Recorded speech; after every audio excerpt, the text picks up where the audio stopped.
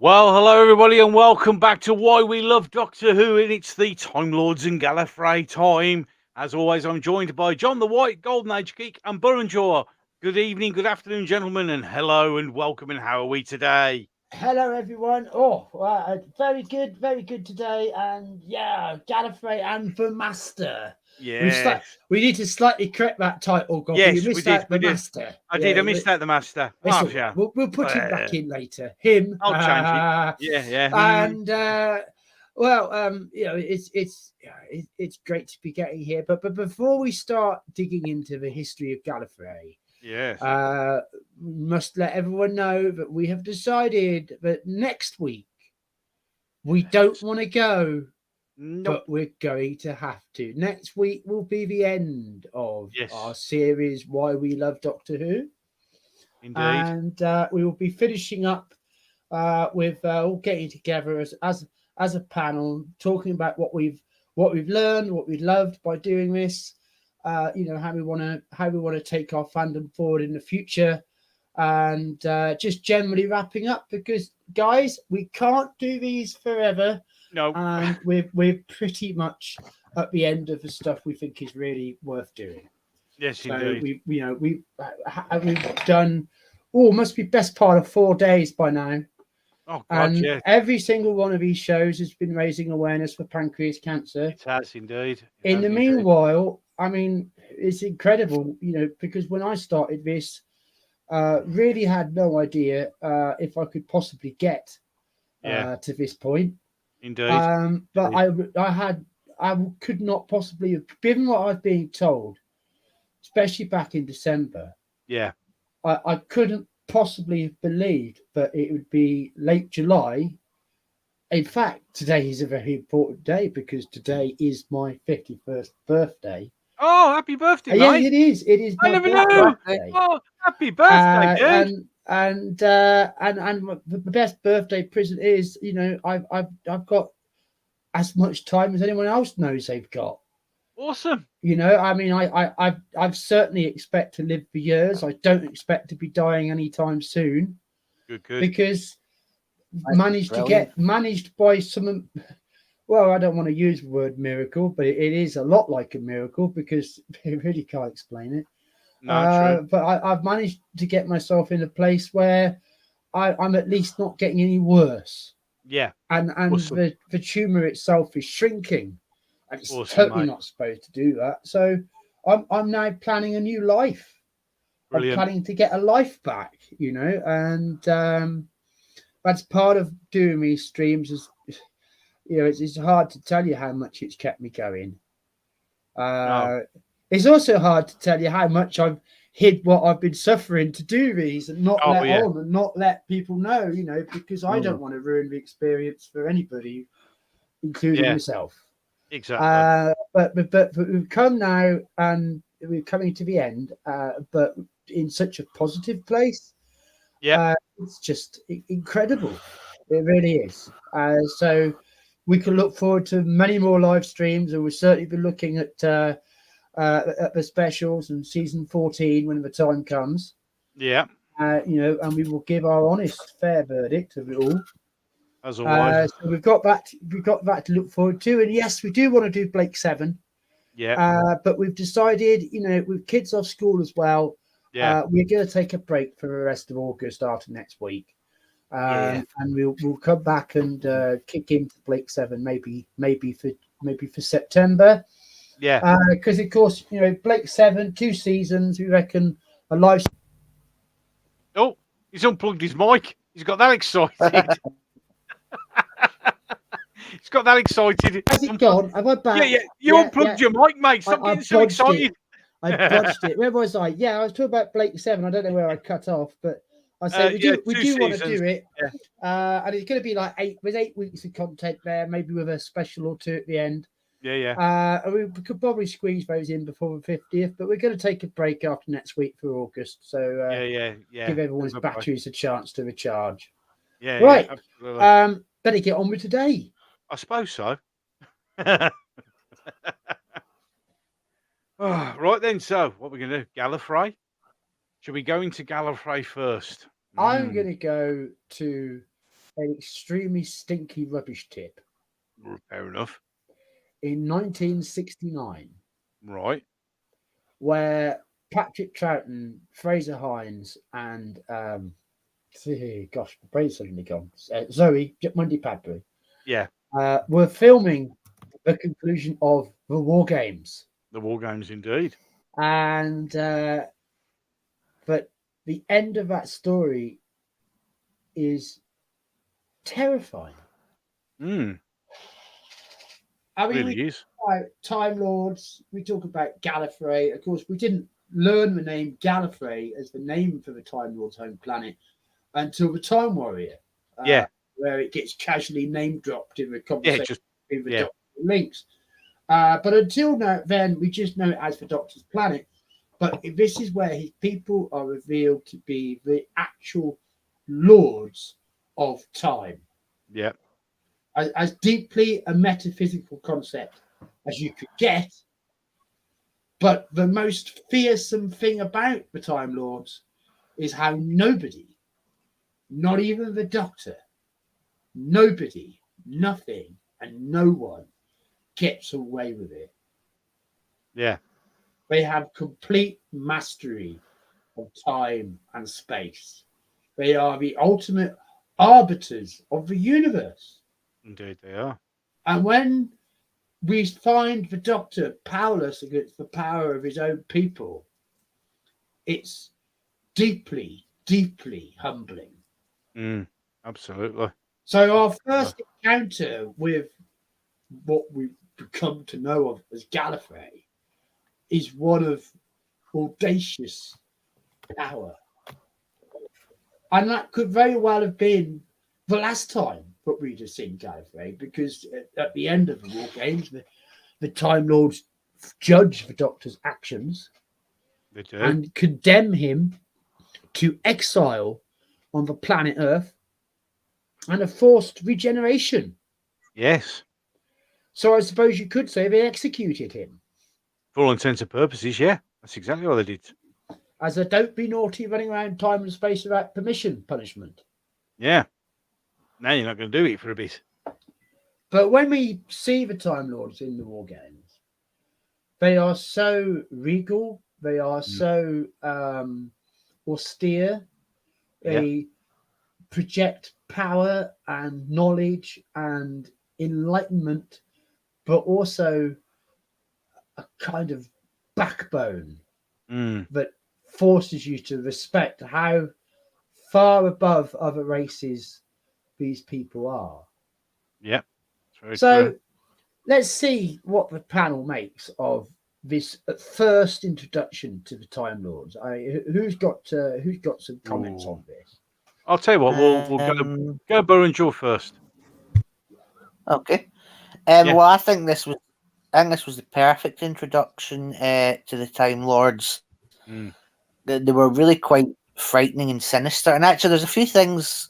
I know this is going to touch on some later stuff, but something I'd like to talk about here. It really fucking annoys me whenever New Who fans or defenders or whatever go on about how the War Games and the Time Lords are proof that Doctor Who had no continuity, that, all change is good because the Time Lords are introduced and they completely contradict, everything that came after. And then Robert Holmes came along and completely and utterly changed them in The Deadly Assassin from how they've been portrayed. I think all of that is bollocks. I think that's just them, trying to justify things like the Timeless Children by linking it to changes in the past that did work. Because here's the thing, they're not the same. They did try some desperate things to justify the Timeless Children, didn't they? I mean, talk about grasp any straw. Yeah, any straw that come along, yeah. But it's not even just that. Before the gender change, other things, and I just want to kind of lay this myth, down now, that it's like, to start with, the War Games wasn't a change because at that point we didn't know anything about the Doctor's people. We'd seen one of them, the monk, well, obviously, and Susan as well. But all we knew was just that they were an advanced people and that the Doctor couldn't go back there. And the War Games fits in with that So it doesn't change anything. It fills a gap in. Meanwhile, I don't get why everyone acts like the War Games and the Deadly Assassin are so incompatible with each other, because the Time Lords in this, they seem to be kind of similar. I mean, okay, I'll give you that in the Deadly Assassin they're meant to be a bit more stagnated, but in the War Games they're every bit as ruthless. I mean, they've got the death penalty, they wipe the villain from history, they torture people, and as you say, the way they punish the Doctor and his companions as well is particularly brutal. I mean, what they do to Jamie and Zoe, it's what happened to Donna that everyone thinks is so tragic. They wipe their memories of all the great things they saw. And I'd say for Jamie, it's a lot worse because he's dumped back in an era where if he's not killed in the war, he'll probably die of dysentery or kidney stone or goodness knows what else, that could easily be treated on the TARDIS. See, I'd say the Time Lords are extremely ruthless and scary. They actually really creeped me out the first time I saw it, like the way they were these kind of... It felt like the Doctor had kind of been exiled from Mount Olympus, if you know what I mean. It's like they were these creepy gods and he was the wee useless one that had been thrown out. He ran I think they were away fairly from consistent. The Doctor ran away from Olympus. Yeah, he ran away. When Olympus caught up with him, Olympus gave him a damn good slap around the bottom, kicked him to touch. Absolutely. I mean, it's like, we would have done this anyway. Now we're going to do it to you worse. So I mean, there is I want to give shout out. I want to actually just give an extra shout out to the two actors who played the Time Lords in this, who were really good. One is Bernard Horsfall, who's obviously a regular, was a somewhat regular of Doctor Who. He was in The Mind Robber. He did a good job as Gulliver. He was in Planet of the Daleks, where he was, the Dan Dare type hero of the Thals, and he showed up again. Yeah. He showed up again as Goth. I mean, I quite like the idea. It wasn't their intention, but I quite like the idea that Goth is the Time Lord that put him on trial. That's something that popped up in spin-off material. It's never stated that it isn't Goth. No. It could easily be. And also, sir, what's his name? I believe is it Trevor Martin's the actor who is the other Time Lord. He does, I think, pop up in a later one. I think it's the Three Doctors, and he also went on to play the Doctor in a stage play. So I just thought I'd throw all that in. That's quite interesting. That's good. Yeah. But they're both really good. They made them very kind of sinister. They didn't make them quite as like pompous as later ones. They made them more kind of distant. They were almost like ghosts. Yeah. What about you, Golden Age Geek? Have you got anything to offer on this early intro to the Time Lords and the War Games? Does that register with you? Yeah, I think what works so well about, and we were talking about how when they're first introduced, they're very villainous, very threatening, and I think what works so well about that is that they literally are just these people devoid of any emotion. Of course, when they're carrying out the Doctor's sentence, there's just no sort of reasoning with them once their wrath has sort of been unleashed. And when they're first sort of mentioned by the Doctor, of course, we have the Warlord, and he has an idea of what the Doctor's about to do, and the Doctor says, to Jamie and Zoe, I'm going to have to summon them. And he just goes into this big panic, they're going to finish us all, and he has to be dragged away. And you just know from that, without any previous knowledge of the Time Lords, that these people, really do mean business, because you have this very villainous figure who's just absolutely petrified of what's going to happen when they arrive. Yeah. Well, with very good reason, because his ass is getting deleted. Yeah. And he knows it because he knows how powerful the Doctor's people are, because of how absolutely chuffed he is to have one of them providing him with the technology to carry out his plan. His plan is, of course, a bit of an idiot plan, but that's how he is for you. But he certainly knows that retribution is coming. But I would say that although the Time Lords are presented as cold and powerful, they're not presented as without mercy. They do, in fact, show mercy towards the Doctor. They recognise that there's some value in his plea. And you know, this was developed in the Pertwee era when the Doctor was in exile, and like in Terror of the Autons, a Time Lord pops up in a bowler hat at the start to sort of poke him on the plot and say, by the way, watch out for that master chap, or we'll get to him in a bit. But you know, so the Time Lords were sort of already sort of showing, well, maybe there is something in this dabbling here and there, and the Doctor can do our dabbling for us. Yeah.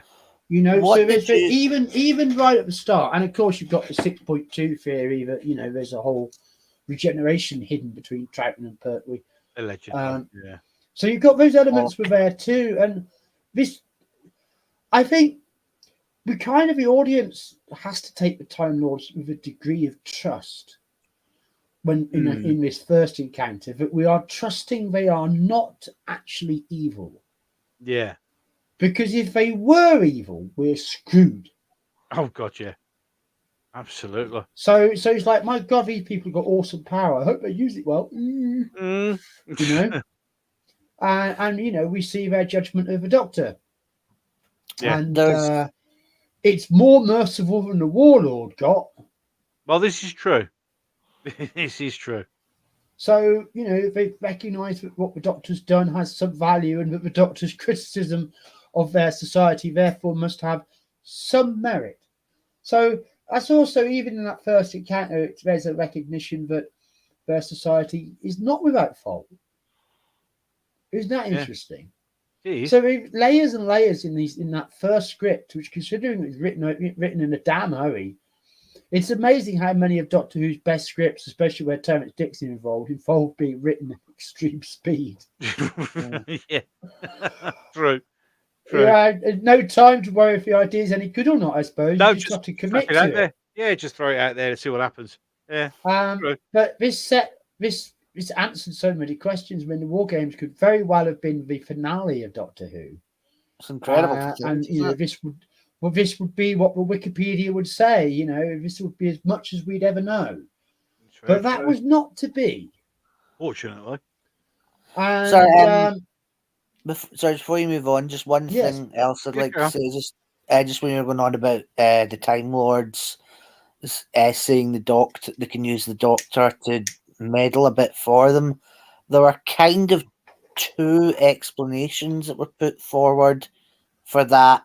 One was really used in the Pertwee, whereas, as you say, the Time Lords were meant to be cut off from the rest of the universe, but the Doctor, during his trial, brings to their attention things like the Daleks, the Cybermen, and so as you say, they decide, well, maybe there's something in that, and they use him kind of unofficially.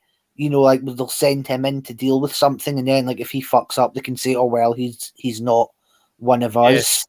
Yeah. That's what it was in the Pertwee. But Robert Holmes admittedly did change this a bit, not so much in the Deadly Assassin, but in the Two Doctors. His retcon, which I don't like. Well, that retcon only works as a series 6.2.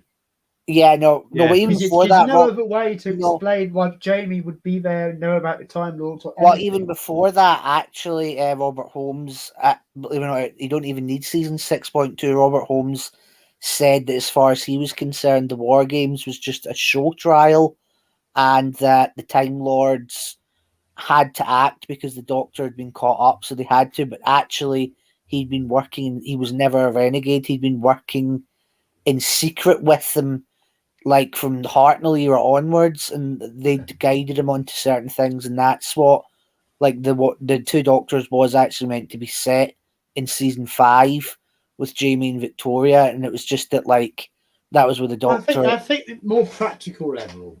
I don't like that retcon at all. There are writing problems, because that sounds like writily bullshit to me. It is bullshit. I don't like that. If you do the Two Doctors and one of the Doctors is the second Doctor, and your plot is all around time travel and the Time Lords, that's a bit difficult, because how is he going to make any reference to it? How is Jamie going to know anything about it? You know, how's the second Doctor going to react by the word Time Lords being bandied around like fun when he doesn't talk about it? You know, so it will all get difficult. So by setting them off, by setting up the second Doctor and Jamie like Holmes did, it just made the whole ability to get on the plot untangle. I mean, I think that's what it's really about. And then you have to Maybe, come up with but reasons why you made did. that practical decision for the sake of writing. You have to make I reasons don't why it think makes sense in the law, you know? I don't Because think it was. people ask these questions on panels, especially. I know, but I don't think it was actually just that, because as I said, the beginnings of that retcon are there in the Deadly Assassin, because in that's the story that establishes that there's the celestial intervention It does. agency It does. And who who like are above and beyond the council, and they're the ones. and the I think doctors the secretly- target books, the target books where Time Lords are mentioned in the Third Doctor era, also then retroactively worked in a reference to the CIA here or I there. don't actually like the CIA. So it kind of wormed its way backwards in time as well as forwards. Bit like a real thing, perhaps.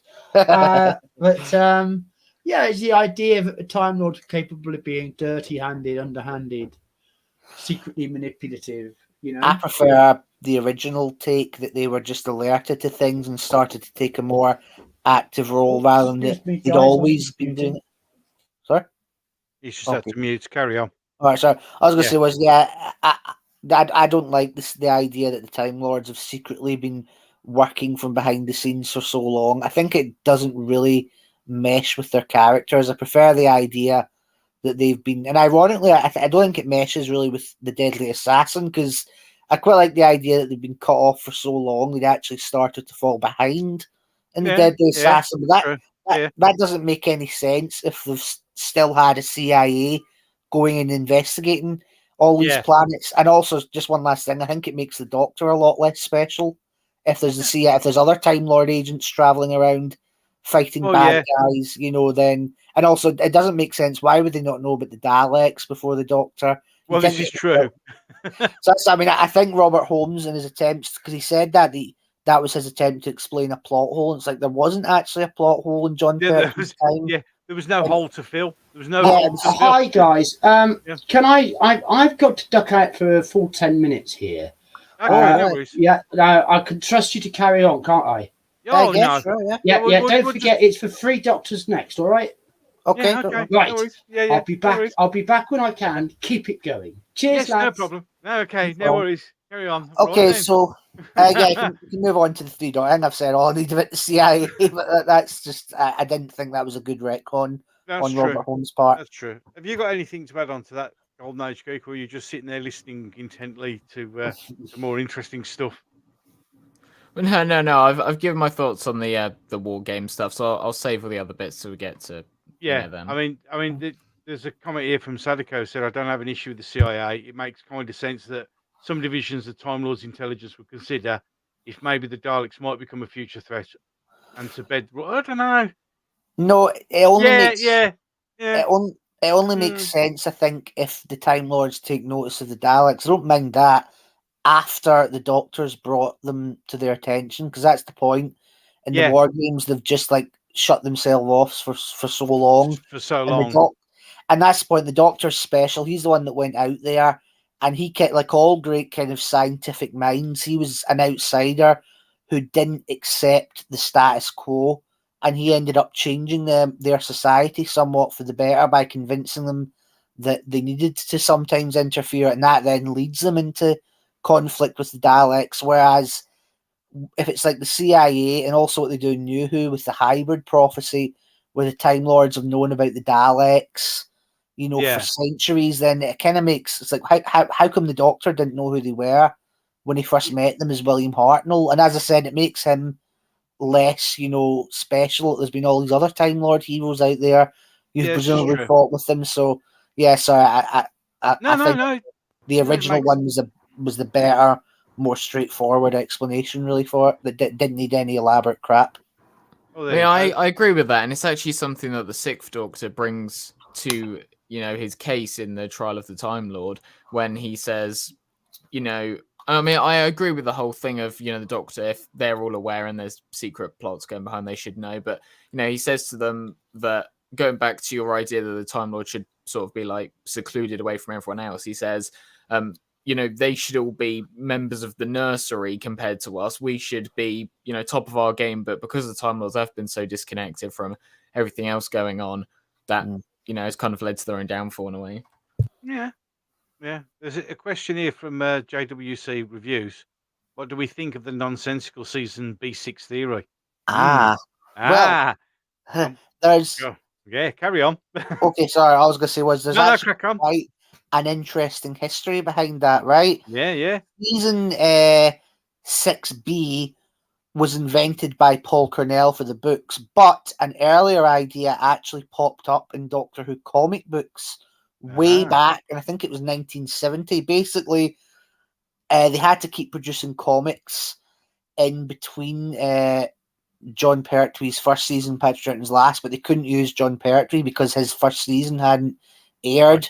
Yeah. So what they did was the second Doctor managed to escape the trial and he heads to Earth. He's only able to make one trip to Earth and he remains in secret there. Right. And he goes on a couple of like Earthbound adventures.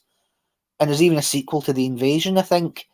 But eventually the Time Lords are able to capture him with living scarecrows who drag the second Doctor into the TARDIS and turn him into John Pertwee.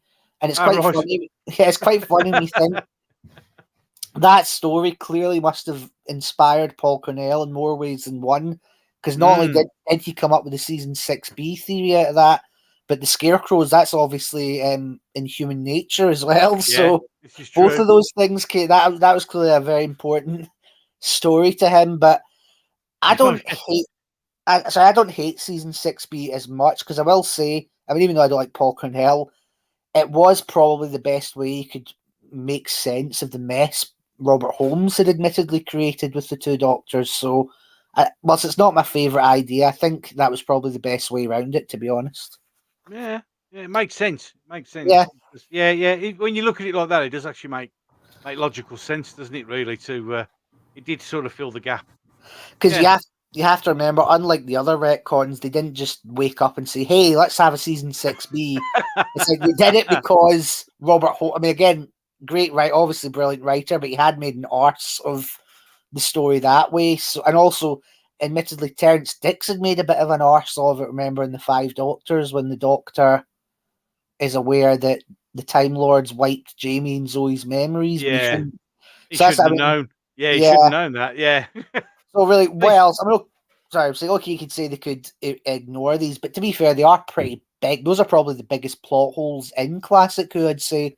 So I think season 6B is as good a way of getting around it as you can. Well, if you look at it, yeah, it's the best that can be done, really, isn't it? To be brutally honest, it makes sense to me. In any case, it really does. Right then, so after that, as John reminded us, it's time to move on to the Three Doctors. Interesting. This will be fun. Right then, so who wants to go for a summary of the Three Doctors? Do you have any idea, Golden Age Geek? Or I could. Crack on. Yeah, I think I'll be able to. Yeah, go for it, son. Yeah, go for it, mate. It'd be nice. Go. So there is a scientist who's doing a bunch of experiments. There's some mysterious like streaks of light, I believe, and they're tracking that sort of course to Earth. And we see a piece of antimatter take away this fisherman and this scientist, and we're wondering what the hell is this. It's very weird looking. It's weird. It's literally weird. Just like a blob of just just imagine bad CGI like goop. That's what it is. That'll have to do. Yeah.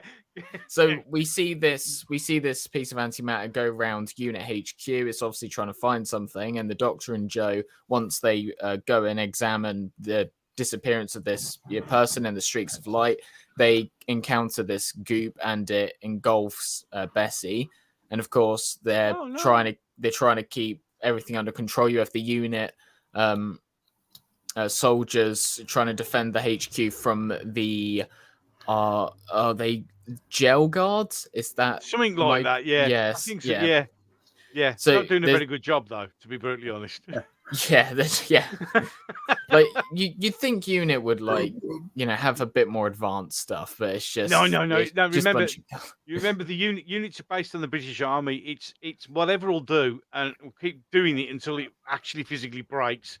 That's how it's always been. We've never had new equipment. It's until the other old stuff just doesn't work anymore, and then we get new stuff. So that's actually very accurate. Of the unit, that's why I up until recently the new unit's rubbish, but the old unit, because it's very military, and you can see, and that is exactly how the British Army is. I mean, when I first joined back in the 80s, my actual webbing was pattern 57, which meant it was first invented in 1957, and we were still using it. So when unit don't have any new technology, it makes perfect sense to me. That's the British Army.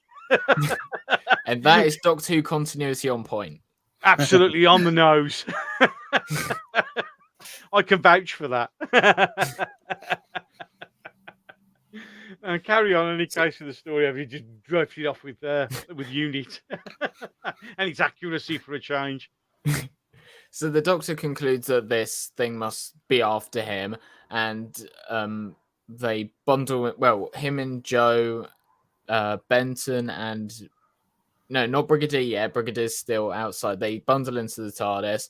They try to figure out what's going on. It appears that we get a sort of like we transition to the Time Lords, and we find out that there's a big sort of energy drain, and they're trying to find a way to fix that. And of course, they think the Doctor, would obviously be someone who would be able to sort that out for them, but the Doctor isn't able to handle the situation that well, so they decide to pluck the second Doctor out of his time stream, bring him in to sort of double the effort. And so we have a fun little encounter with the second Doctor and the third Doctor, and as the Doctor usually is with his other incarnations, don't really get along, always criticizing, which is, it's pretty funny when you think of that. Of course, the Doctor always says like his worst enemy is himself, and you can kind of see that because constant bickering, even in like the deadliest of times, just bickering on about like flutes recorders, just all that. Whatever. That's true though, because that even goes through to like you take it to the 50th, where they're all three of them are arguing, even when it's true they are. It must be interesting to argue with your own. I mean, it's called schizophrenia in real life, isn't it? Let's be perfectly honest. But no, it is good to see them having. I think that adds a lot to that story where they are bickering, that they really don't get on. It's quite cool. I really enjoy it. So, in any case, sorry for the introduction. Carry on. So then the Time Lords then decide, wait, two of them ain't enough. Let's throw in a third one. So they bring the first Doctor back, but because of Hartnell's condition at the time, he couldn't obviously be on set. So he's just shown on the TARDIS monitor, and he sort of acts as the what would you say? He's sort of the person who gets in between the two of them, says stop thinking. And he concludes that, of course, this thing is sort of a time bridge. It's going to cross over to something else. And then the third Doctor goes outside, and Joe follows him, of course. And then them two get sucked up by the goop and taken away to the antimatter universe.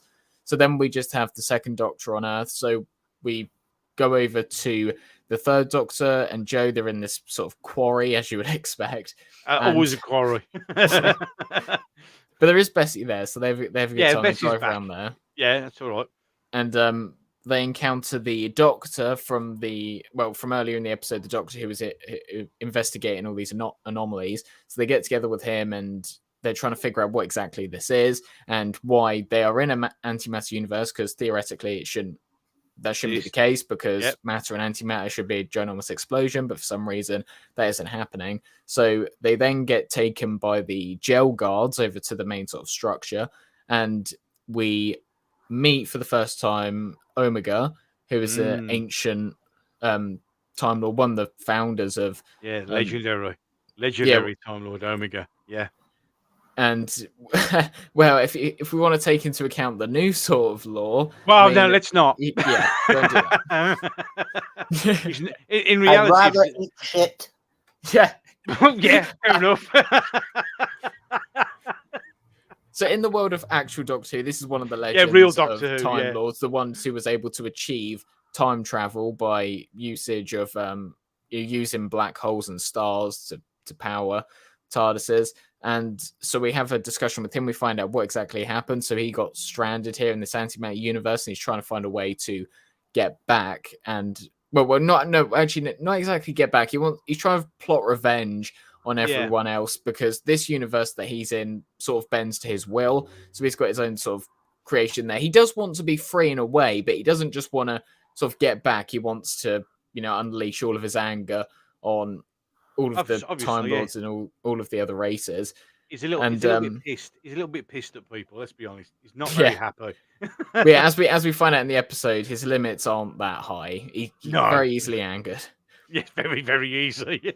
And so the Doctor has a little bit of a revelation, because he's always considered Omega to be one of his heroes, of course, brilliant scientist who was able to progress their society this far. But it turns out that he's a little bit unhinged, and he's becoming a villain because, of course, his goal is to literally drain life in the regular universe.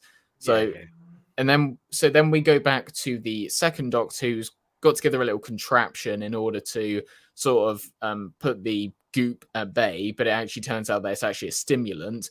So they go back inside the TARDIS because it seems to be fuzzing up. It's gonna, get a blast radius again, and he has to talk with the first Doctor. Of course, he has no clue what to do. His other selves in the antimatter universe, and the first Doctor suggests that if you want to find out some answers, perhaps disable the force field of the TARDIS. So he does that, and the TARDIS, along with Unit HQ, because it's explained that the TARDIS itself was too much to digest, so to speak. So engulfs all of Unit HQ. And so we have Unit HQ just dumped in the antimatter universe. And the reaction by Brigadier when he goes over to the door, looks over, he's like, "Oh, don't be ridiculous, we're still where we are." He goes, opens the door, and then he just turns around as his eyes are just wide open. He's just shocked. I have to say that was a pretty good acting. Pretty good acting that was, absolutely, because you genuinely believed he was shocked. Yeah. I've never seen a man with his eyes so wide open. It was awesome. Very good. It was very good. Then he's still in denial. Of course. The second Doctor's like, "Well, I don't think we're in England anymore. Are you telling me we're in another country? A bit further than that." "Oh, don't be ridiculous. We're probably in Norfolk or somewhere." Norfolk. Why Norfolk? Alan Partridge. Yeah, with Alan Partridge. Oh! Dear Lord. Actually, not to get sidetracked, ever noticed Alan Partridge in the original series? He used to go on about how he likes Doctor Who, but in the modern ones, he always goes on about how he hates it. He's always like, "I hate Doctor Who, and I hate people that like Doctor Who, and I hate the whole thing." Maybe Jodie put him off, I don't know. Maybe so carry on. Carry on, that was a great Norfolk. Yeah. I suppose he beats Cardiff or Sheffield, like it has been the last few. Norfolk, love it. Go on, carry on. So then the second Doctor, Brigadier Benton, they all go outside trying to, of course, locate the third Doctor. They eventually make their way to the main structure where they all are, and of course the second Doctor is introduced to Omega. He's kind of shocked because, of course, third Doctor didn't know as well. He doesn't know, but the second Doctor acts as a little bit of a nuisance to Omega because he's really trying to test his limits. And it appears initially that the second Doctor is just being a little shit, really, just complaining. Oh, I want my recorder. But they actually come up with a plan of actually trying to, well, the way the third Doctor explains it is Omega bending this antimatter universe to his will is sort of like an elastic band, sort of. It's going to keep on pushing, but then once you disrupt that, all of it, his control will just be lost. So they enact a plan with the whole, the recorder and the childish contraption that they put together. But now, because of the second Doctor's there, we also have Joe, Brigadier Benton, and the Doctors are pleading to, of course, let them go because his, anger isn't really with them. So Omega allows them to walk through this smoke to get home. And Omega says that, of course, because he can't exactly leave this universe, because every time he's tried, because its survival is dependent on him being able to bring it into existence. Of course, once he tries to leave, it will just collapse in on itself, and of course he won't be able to do that. So he asks that the Doctors stay behind. That's why he wanted the Doctor there to sort of take his place. But then Omega has to come to the realization that he's been, well, the the decaying process that happens once you stay in this universe for so long has taken to full effect. So under that mask, he is literally just nothing. So he only exists because he believes him to be so he can't exactly leave this place. So then they bring over the childish contraption, and he, he's like, what is this? What is this? Get this out of my face. And then he like sort of smacks it out. And then because that's explained as him sort of disrupting the field that would protect this entire universe from the antimatter explosion, the two Doctors run into the TARDIS, the whole sort of thing explodes, adds as a new power source. The Time Lords now have energy again, and they all find themselves on Earth. And because of the Doctor being able to help the Time Lords with this, they sort of forgive him, provide him with a new dematerialization circuit, and then he's sort of been forgiven. He's able to, travel once again. Wow, well done. That was pretty. I believe that's all of it. yes. I do believe you've actually managed to finish the entire story there. Well done. Excellent, old chap. Excellent. With a slight deviation to Norfolk. Yeah. Are you back, John? No? I'm just trying to get my microphone. I'm going to drop out a moment and get them fix this. Just a sec. Yeah, no worries, mate. Carry on. So, Bonjour, you can have your say on it now. Well, actually, I mean, something I want to talk about. It's not quite what I think of the story. I'll just say quickly. Yeah, carry on. That I love the Three Doctors. I don't know why its reputation has dropped. I think it's the best anniversary story, and I really love the guy that plays Omega again. I don't know when his reputation dropped. I mean, he's obviously OTT, but I think it works brilliantly. I mean, the bit where he has that breakdown, that's just it's awesome. I know, it's such. I remember when I first watched that at the age of 5, and my dad's like, God, they got their money's worth out of that guy. Oh, he earned his paycheck that day.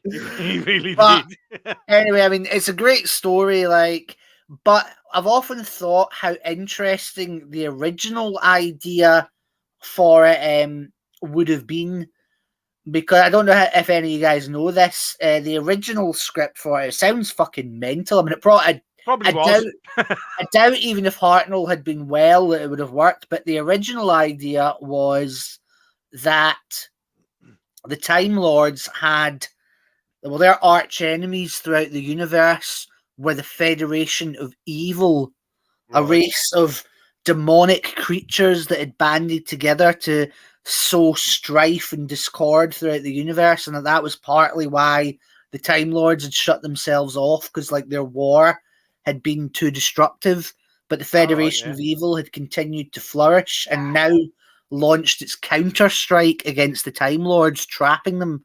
But the Time Lords had just enough energy to send the Three Doctors into the heart of the Federation of Evil, and there the Three Doctors would have done battle with centaurs, cyclopses, demons, and I can't remember. I think one of them was the Black Knight. I know that was in Scratchman as well, but I think that was going to be in that one. I mean, there was all kinds of things, and they were going to fight the head of the head of the Federation of Evil was going to be an empress who was the personification of death in the universe. Nice. So, I mean, that would have been a fucking insane story. And I don't think that they could have pulled it off, to be honest. I think there's too much there. A bit too much. There's maybe something in there that could have worked for a film, perhaps. Maybe they could have returned to it then. And I do like the idea of the Federation of Evil, even though that's a cheesy name. I think they would have been so much better rivals to the Time Lords than the Daleks were, to be honest, because the Daleks are a bit too obvious. Yeah, they're a bit too, ultimately, it was not to be, and I think the Three Doctors was a pretty good replacement that really that helped flesh the Time Lords out in a different way, by giving them origins. And so, one final thing. Sorry, I'm going a bit here, but one final thing to say. I don't know if this was intentional, but it's quite interesting. Back in, I think it was 1901, there was a novel written called Dr. Omega, which is about a renegade alien scientist who's on Earth, who's often just called the Doctor, and who builds a time machine in his garden and takes 2 humans with him as his That's companions. all a bit on the nose, isn't it? It's just Yes, a little bit. 1901. This was 60 years before Doctor Who, and he takes. The whole thing's ripping off H.G. Wells. So Well, yeah. Makes Well, sense, yeah. I suppose. Somebody else came up with the idea of a Moriarty character. Well, no, see, it's not quite. It's more like Doctor Who, because Dr. Omega, not only is he a mysterious alien professor who we don't know where he came from, but even physically he's described as having long, flowing white hair and a big black cape, and he's very kind of like crotchety and awkward. And as I said, he takes these humans on an expedition to another world where they fight monsters and all kinds of things. It's a really good sci-fi story. Fascinating. I mean, it's got to find out about this now. Yeah, it's great. But and it's funny to think as well, because no one's sure if it inspired Doctor Who, because it was only translated into English in 2003. There was an updated version of it released, which includes more direct references to Doctor Who. You know, so but yeah, I think it's more likely that art runs along familiar rails. Yeah, it could be. It absolutely could be. But at the same time, if it is, that's an even bigger coincidence that the guy who created the Doctor's people is called Omega, and Doctor Who's literary predecessor was Dr. Omega. I mean, that's quite a spooky coincidence, don't you think? Well, again, like, you know, time. If you associate time with Christianity, time is the alpha and the omega, the beginning and the ending. So I think the idea of the end, the omega, does associate itself with the concept of time. Yeah, that's true. Absolutely. Yeah, it's very true. So, you know, it is definitely one of those, but it wouldn't surprise me if it could get lifted wholesale, because it's the BBC we're talking about. Very true. They didn't have much time to do their own thinking back then, because stuff had to get made. I'm back, by the way, everybody. Really? I've noticed. I had a very difficult I'm back, situation Bennett. turned up on my doorstep. Right. Because a friend of mine decided they would do a drop-in birthday visit. Oh, it's nice of them. During the live stream. Oh, you idiot. Why didn't you tell me? So I had to do a very quick visit and then get back to the street, because I can't abandon all you lot. No, it's true. So that was a oops situation. That's okay. You can reschedule it another time. That's Of course you can. But that was really, I'm quite touched that they'd done that, you know. Oh, yeah, great gesture. Yeah, nice. Very nice. But, oops, yes. Now, get back on topics, as Eastland. Oh, heavens, right. Now, the topic, of course, is Gallifrey. We've done the Three Doctors very, very well, I believe. What I will say about the Three Doctors, there's just two things I want to point out. This is just, again, just little nitpicks. Is some of the filming mistakes that they had with it, which they're kind of laughable. It doesn't ruin the story for me, but I thought I'd just point it out. When Omega screams, "If I only exist by my will, then my will is to destroy," you can actually see his mask sort of like lift up a bit, and you can actually see the actor's face underneath. So I've never noticed that. Nitpicking freeze frame one thing that I hate to tell you this, but the actor did need to have a face. I know that. It's difficult, you know, to deliver lines if you haven't got a face. But it was such a simple cut that I felt like they could have just redone that. And so redone in the 70s, but time to go and do it again. I've never noticed that. It's literally a 3-second shot. It's literally a 3-second shot. I did notice another goof when Patrick Troughton leaves the TARDIS doors open. They're all open. Yeah, both open. You can see. Yeah. And also, one thing that makes me laugh. Men associated with making Doctor Who in the 1960s and 1970s have been reduced to tears with the trauma of remembering just how much pressure there was, and the idea of doing it again. With very notional, just because his mask lifted up a bit, get on with it, they said from the gallery. And the lights get turned off at 10 o'clock sharp. Unions. Yeah. Do it again. You're lucky you get to do it once. One thing that made me laugh, right, is in one of the opening scenes, Brigadier says to the Doctor, "This is a top secret facility," and then it transitions to outside, and there's a sign on Unit HQ which says Ministry of Defence Unit Leader Sir Brigadier Lethbridge Stewart. All the details right there. I'll admit that. I know that's a famous goof. I don't know it was from this one, but I'll give you that maybe the direction on this one's a bit It's sloppy. brilliant. Top secret base. I'm here. Mind you, they say that a lot because they always say, like in the military, oh, you don't know where this place is, and there's always big red road signs pointing you to where to go. So I don't get the point, to be fair. But isn't there a road sign? It actually says secret nuclear bunker. Yeah, it actually tells you where to go. It's a big red sign. I think it's more likely to be some subversive down the council making a point, but it's funny as hell, isn't it? Oh, it is. That's hilarious. Oh dear, Oh, dear. This way to the secret bunker. Oh dear me. I believe the bunker in question then got bought out and then turned into a cannabis farm and busted. If I remember the news story right, Is it not an old folks' home now? The base what, they the used secret nuclear bunker? No, it's not an old folks' home. No, the place they filmed. Right. Oh, sorry. Yeah. Yeah. Yeah, I think it is. I think you're quite right. It's now the unit retirees rest home. Could very well be people people watched all it. people who are traumatized being shot at by jelly. Yes, indeed.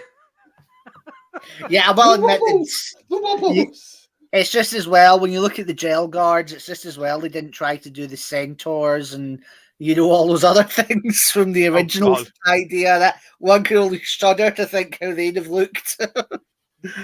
That's true from Time Prophet. There, seeing as Unit and Torchwood are supposed to be secret, why do they both have the name on the sides of the cars? So they don't forget where they parked. Yeah, no, I remember where we parked our Unit vehicle. It's the one over there with Unit stamps all over it. Yeah. But then their vehicles always get destroyed and they always have to go Grand Theft Auto, so just nick somebody else's. Oh, yeah. That's military intelligence. You can't have the words military and intelligence together in the same sentence. Like You really British can't. intelligence. Not unless you classify what's being said. For good reason. True. For good reason. Well, we better try and get this back on some sort of track because I'm thinking, well, the next Gallifrey story of real significance is, of course, the Deadly Assassin. Yes. But if we're talking about the Deadly Assassin, we're also talking about the most infamous Time Lord in the entire Time Lord history. We are indeed. So maybe before we go forward, we should go back a little bit and talk about the introduction of the Master in the John Pertwee run. Now, I think Bowenjaw's got extensive notes, so we'll just hand over in that direction. Go for it, Bowenjaw. Go Tell for it, us about the Master. Oh God, really? Well, do you just want the general, or do you want? No, just go forensic. Yeah, do whatever you need to do, sir. Yeah, whatever Okay. has to happen. Make it. Well, happen. the Master was obviously introduced in season 8, and he was intended to be Moriarty to the Doctor's homes because they felt that's what John Pertwee's Doctor was. One moment. Brain and Morbius is Sadako. Yes, but it's not a story set on Gallifrey. So it's not a Gallifrey story. It's a story that contains lore about Gallifrey. We'll get to it because don't worry, we won't forget Brain. We're not going to forget Brain and Morbius. We won't forget the brain. But we also need to not upset anybody because we have to remember that Brain and Morbius is a bit traumatic for those of us who weathered a certain end of season 12 episode. So we don't want to jump straight on Brain and Morbius either. It might cause sudden traumas. Back to you, Bowenjaw. I just had to deal with that. That's okay. Well, as I said, the Master was pitched as being Moriarty to Dr. Sherlock Holmes, and he was played originally by Roger Delgado.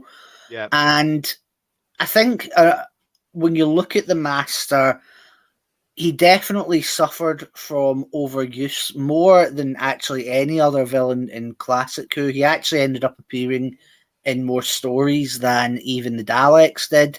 And it's also true what someone said. I think the Master consistently remained the show's most major villain because the funny thing about the Daleks is I saw an article the other day that actually made quite a good argument. The Daleks, apart from in the John Pertwee time, were in many ways just a kind of William Hartnell era only bad guys that they brought back in other eras now and again, but they were never like as big a a deal.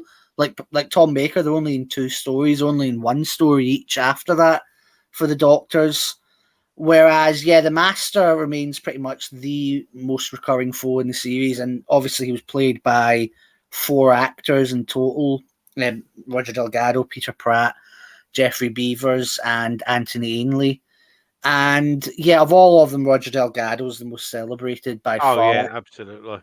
Yeah.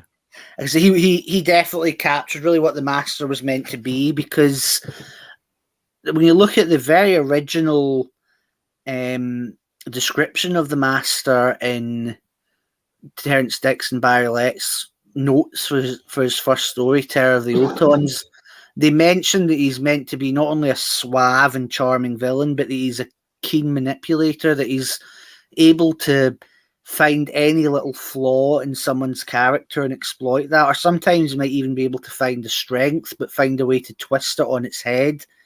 And he's someone who'll happily stir up any like racial tensions, any socio-political tensions. I mean, he'd certainly thrive in today's climate, but oh god, yeah. He's one of these ones that just loves pitting like people against each other and then emerging in the aftermath. And he'll always come prepared. He's always got like a kind of forged identity, or he's lied, blackmailed, or greased his way into any position of authority, and that's what makes him such an effective foe against the Doctor, because the Doctor's kind of the opposite. He's like someone that just kind of barges in there and assumes people will listen to him and doesn't bother with anything. Yeah. So the Master's often able to get one over on him that way. Yeah. And definitely Roger Delgado captured that aspect better than anyone since. But series 8. Definitely. Introduced as the Master, and then it is in every story. It is surely the single greatest guest performance in the show's history. Possibly. To come in and pull that off and deliver that, and how good that was. I mean, the impact of Roger Delgado. He really lifted the show. He really helped drive the show's ratings up. Oh, yeah. Huge success. It's worth mentioning as well that the role was basically written for Roger Delgado, because Roger Delgado was a big Doctor Who fan who tried to break into it. I think it was like 3 times before with no luck. And obviously we know he was good friends with John Pertwee. And on top of that, Barry Letts, when he was an actor, had starred in something with Roger Delgado where Delgado was the villain who, tortures him and tries to kill him. So, Barry Letts said, as soon as they thought up the idea for this Moriarty, he said, I know exactly the guy that we can get to play him. He'll be brilliant. And so it was basically written with Roger Delgado in mind, which, again, can explain why he was so perfect for the role. Yeah, absolutely. Legend. Absolute legend. Well, yeah, I mean, of course you can argue that it was used too much. And, when he's going to be used every story in one season, and the character's going to have a big presence, and he did wind it back. But his performances over Series 9 until his last performance in Series 10,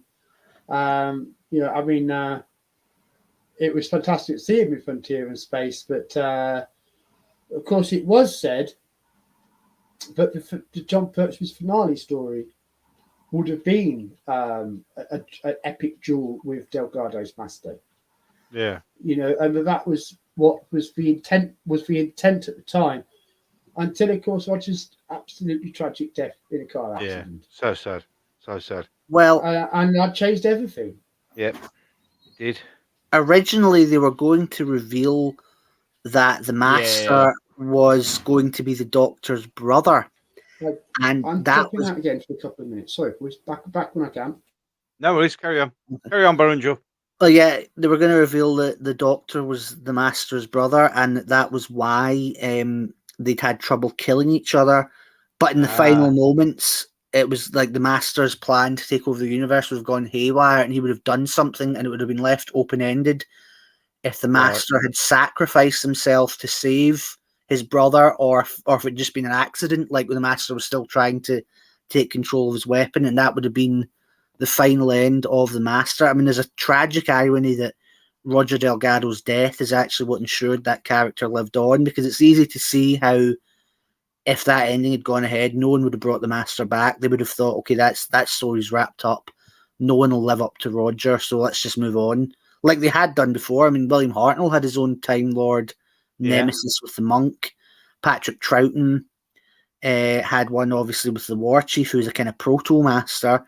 And so it's easy to see how the Master could have ended up just being that for John Pertwee, and then they would have introduced a new Time Lord foe for Tom Baker if they felt like maybe Morbius would have been that for Tom Baker. But as I said, it was the fact that he was left kind of hanging in the air after poor Roger was killed that they thought, well, let's bring him back, and ended up giving him a new life beyond that. Yeah, strange how things work out sometimes, isn't it? It really is, because it could have, as you said, it could have all been completely different. Interesting. You got any viewpoints on the old Master Golden Age? Well, I find it funny how in every single season 8 episode, it ends with the Doctor saying, I guess we'll see the Master sometime again, and then it's the next episode, and the Master will phone the Doctor up, be like, "You won't be seeing me for a while." Next episode, he's got his own TARDIS now. He could be anywhere. I don't think he's going to come back to her for a long time. Next episode, he's here. It's always that music whenever he shows up. Do do do do do do do. Always that. As soon as he walks into the screen, oh, not this asshole again. Yeah, he's back again. I thought you said you'd gone. No, I'm back again. But you won't see me next week. And he's back again. But in regards to Delgado, I think, he is still the best. He is the standard of how you should be the Master. And I don't know if it's an unpopular opinion or not, but I think the best episode featuring Delgado's Master is probably, in my opinion, Terror of the Autons. I absolutely love that story so much. I don't know if that's an unpopular opinion or not, but I bloody love that episode. I don't know, it's just something about it. It's a wonderful introduction. It really is. It's just absolutely cracker. And it's a real serious sort of paced Terror of the Autons. It doesn't hang about. It claps along at a very high pace for a Doctor Who story. So it's very much a high energy story. So not as controversial as you thought. No, that's a great story. I don't think anyone's going to object to that. I mean, Delgado's performance is brilliant in that. You know, I rather like his performance in Mind of Evil. I'm going to go around in the car, smoking of a cigar. You know, I mean, he does that so well.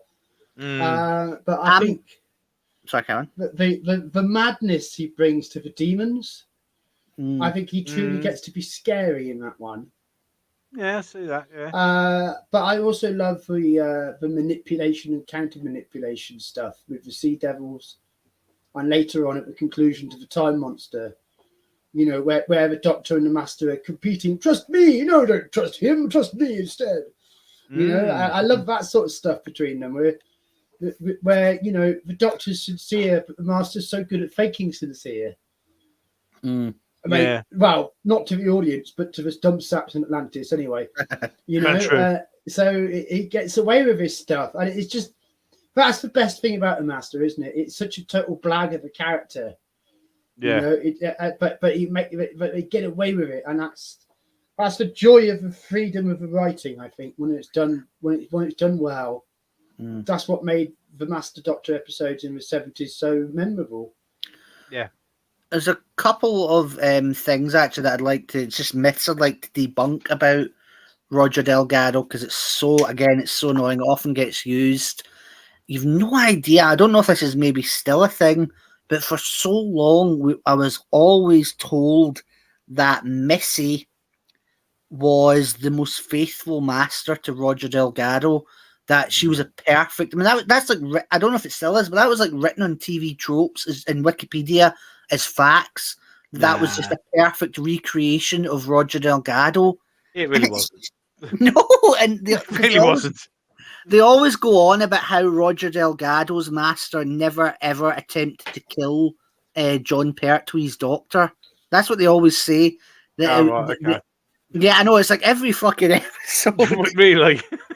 And also another thing, it's like they tend to switch because they also tend to make out that the Master had no consistent character throughout Classic Who. It's like, that's another Really? justification for Missy, which again I think is bollocks. I think Roger Yeah. Delgado's master laid down the template, much the same way William Hartnell did for the Doctor. I think he laid down the template for how the masters Well, work. I mean, I think Yeah. the way the master is prepared to put the Doctor through torture and just blatant disregard risking the Doctor's life to force the Doctor to take control of the brain parasite in Mind of Evil. Yeah. Locking the Doctor up that machine, but also the way that Delgado himself is clearly portraying that the Master is also terrified of that creature. Yeah. Believe it or not, he suffers a terror attack from the creature, where he sees the Doctor looming over him, laughing at him, gloating about his failures. Believe it or not, that bit you just mentioned in the Mind of Evil is often used as proof that there was a gay subtext between John Pertwee and Roger Delgado. What? I Trying to get him swear, I've been having a brain parasite. That doesn't sound like a gay subtext. I've been banned from websites for arguing against that. That's like how deeply entrenched that opinion is. And I mean, the idea of John Pertwee, of all people, having Really gay subtext with Roger Delgado. Well, only when out at sea. Yeah. Maybe. By the way, no, just saying about there's an interview with John Pertwee. A chap must, under certain circumstances, apparently. Oh yeah. That reminds me of saying there's an interview with John Pertwee that's so un-PC where he talks about his comedy characters, and one of them he says is a gay man whose mammy turned him. Seriously. What? It's imagine what the reaction that would have now. If someone digs that up, fuck me, fandom's going to explode. And you've just gone and mentioned it now, so somebody will. Well, I mean, even if you haven't, about dug up for my own reasons. I think we might dig it up. I think we might have to dig that up now. That'll be fun. Bradley knows where to find it. But sorry, go on. Well, even if you don't do anything that they don't like, they'll still wish all this stuff upon you. I mean, there was that Twitter Spaces this week where these people were wishing Tom Baker dead for no reason. Just fucking arseholes. Sorry, but no, it's I agree. It's just so not to get sidetracked onto these wankers, the same with Roger Delgado, that he did lay down the idea that the Master is very predatory, but he also, his master, I think, is quite an interesting contrast to the Doctor, because the Master has this kind of twisted ideology where he thinks it's a universal way of life for one species to want to conquer another, and that sooner or later there's going to be one race that becomes the supreme ones, and obviously he thinks the Time Lords should do that, but they don't. So his plan is to find another race and build them up and make them his, chosen people, and that's why he's interested in Earth, not even because he thinks we're special, but because he thinks we're stupid and easily led, so we can be a good army to help him maybe conquer some other better races. And to mess makes with sense. Doctor. Yeah, is also part of why he does it, because why not somewhere else? But there's that thing, but his relationship. The thing about Roger Delgado's Master, it doesn't apply to any of the others, including Amy's, is that Delgado's Master is not insane. No, that's nothing. Well, see, and that really stands out with the early character, is that the Master is selfish, self-obsessed, evil, if you wish, but he's not mad. No, he's not. He's the opposite. He's over rational. He's so rational that he's cruel. There's kind of I would agree with that to some extent. I think that when you look, that's what I say. When you look at the Delgado Master, he develops in quite an interesting way, because when he first shows up, you think he's just a petty hoodlum, but then you find out he's got these grand plans, and the fact that he's willing to seemingly work with the Doctor. Because he does, it's not because he loves him, it's because he's got respect for him and he thinks maybe the Doctor can help him. But then when the Doctor, obviously it's obvious he's not going to, Delgado becomes obsessed with getting him, because obviously he knows he's a big threat, and being so egocentric, he has to beat him. We can't just like shoot him when he If sleeps. you're not with me, you're against me. Yeah. Yeah. And I'd argue that his hatred for the Doctor, you know, that really kind of develops from Colony in Space on. That begins to drag Delgado deeper into madness. Like by the time you get to say the Sea Devils, and that one, his cruelty is just kind of it's out of spite. It's Yeah. not got any plan in mind. He just wants to pit two races against each other because it hurts the Doctor. That's kind of a new level of evil even for him.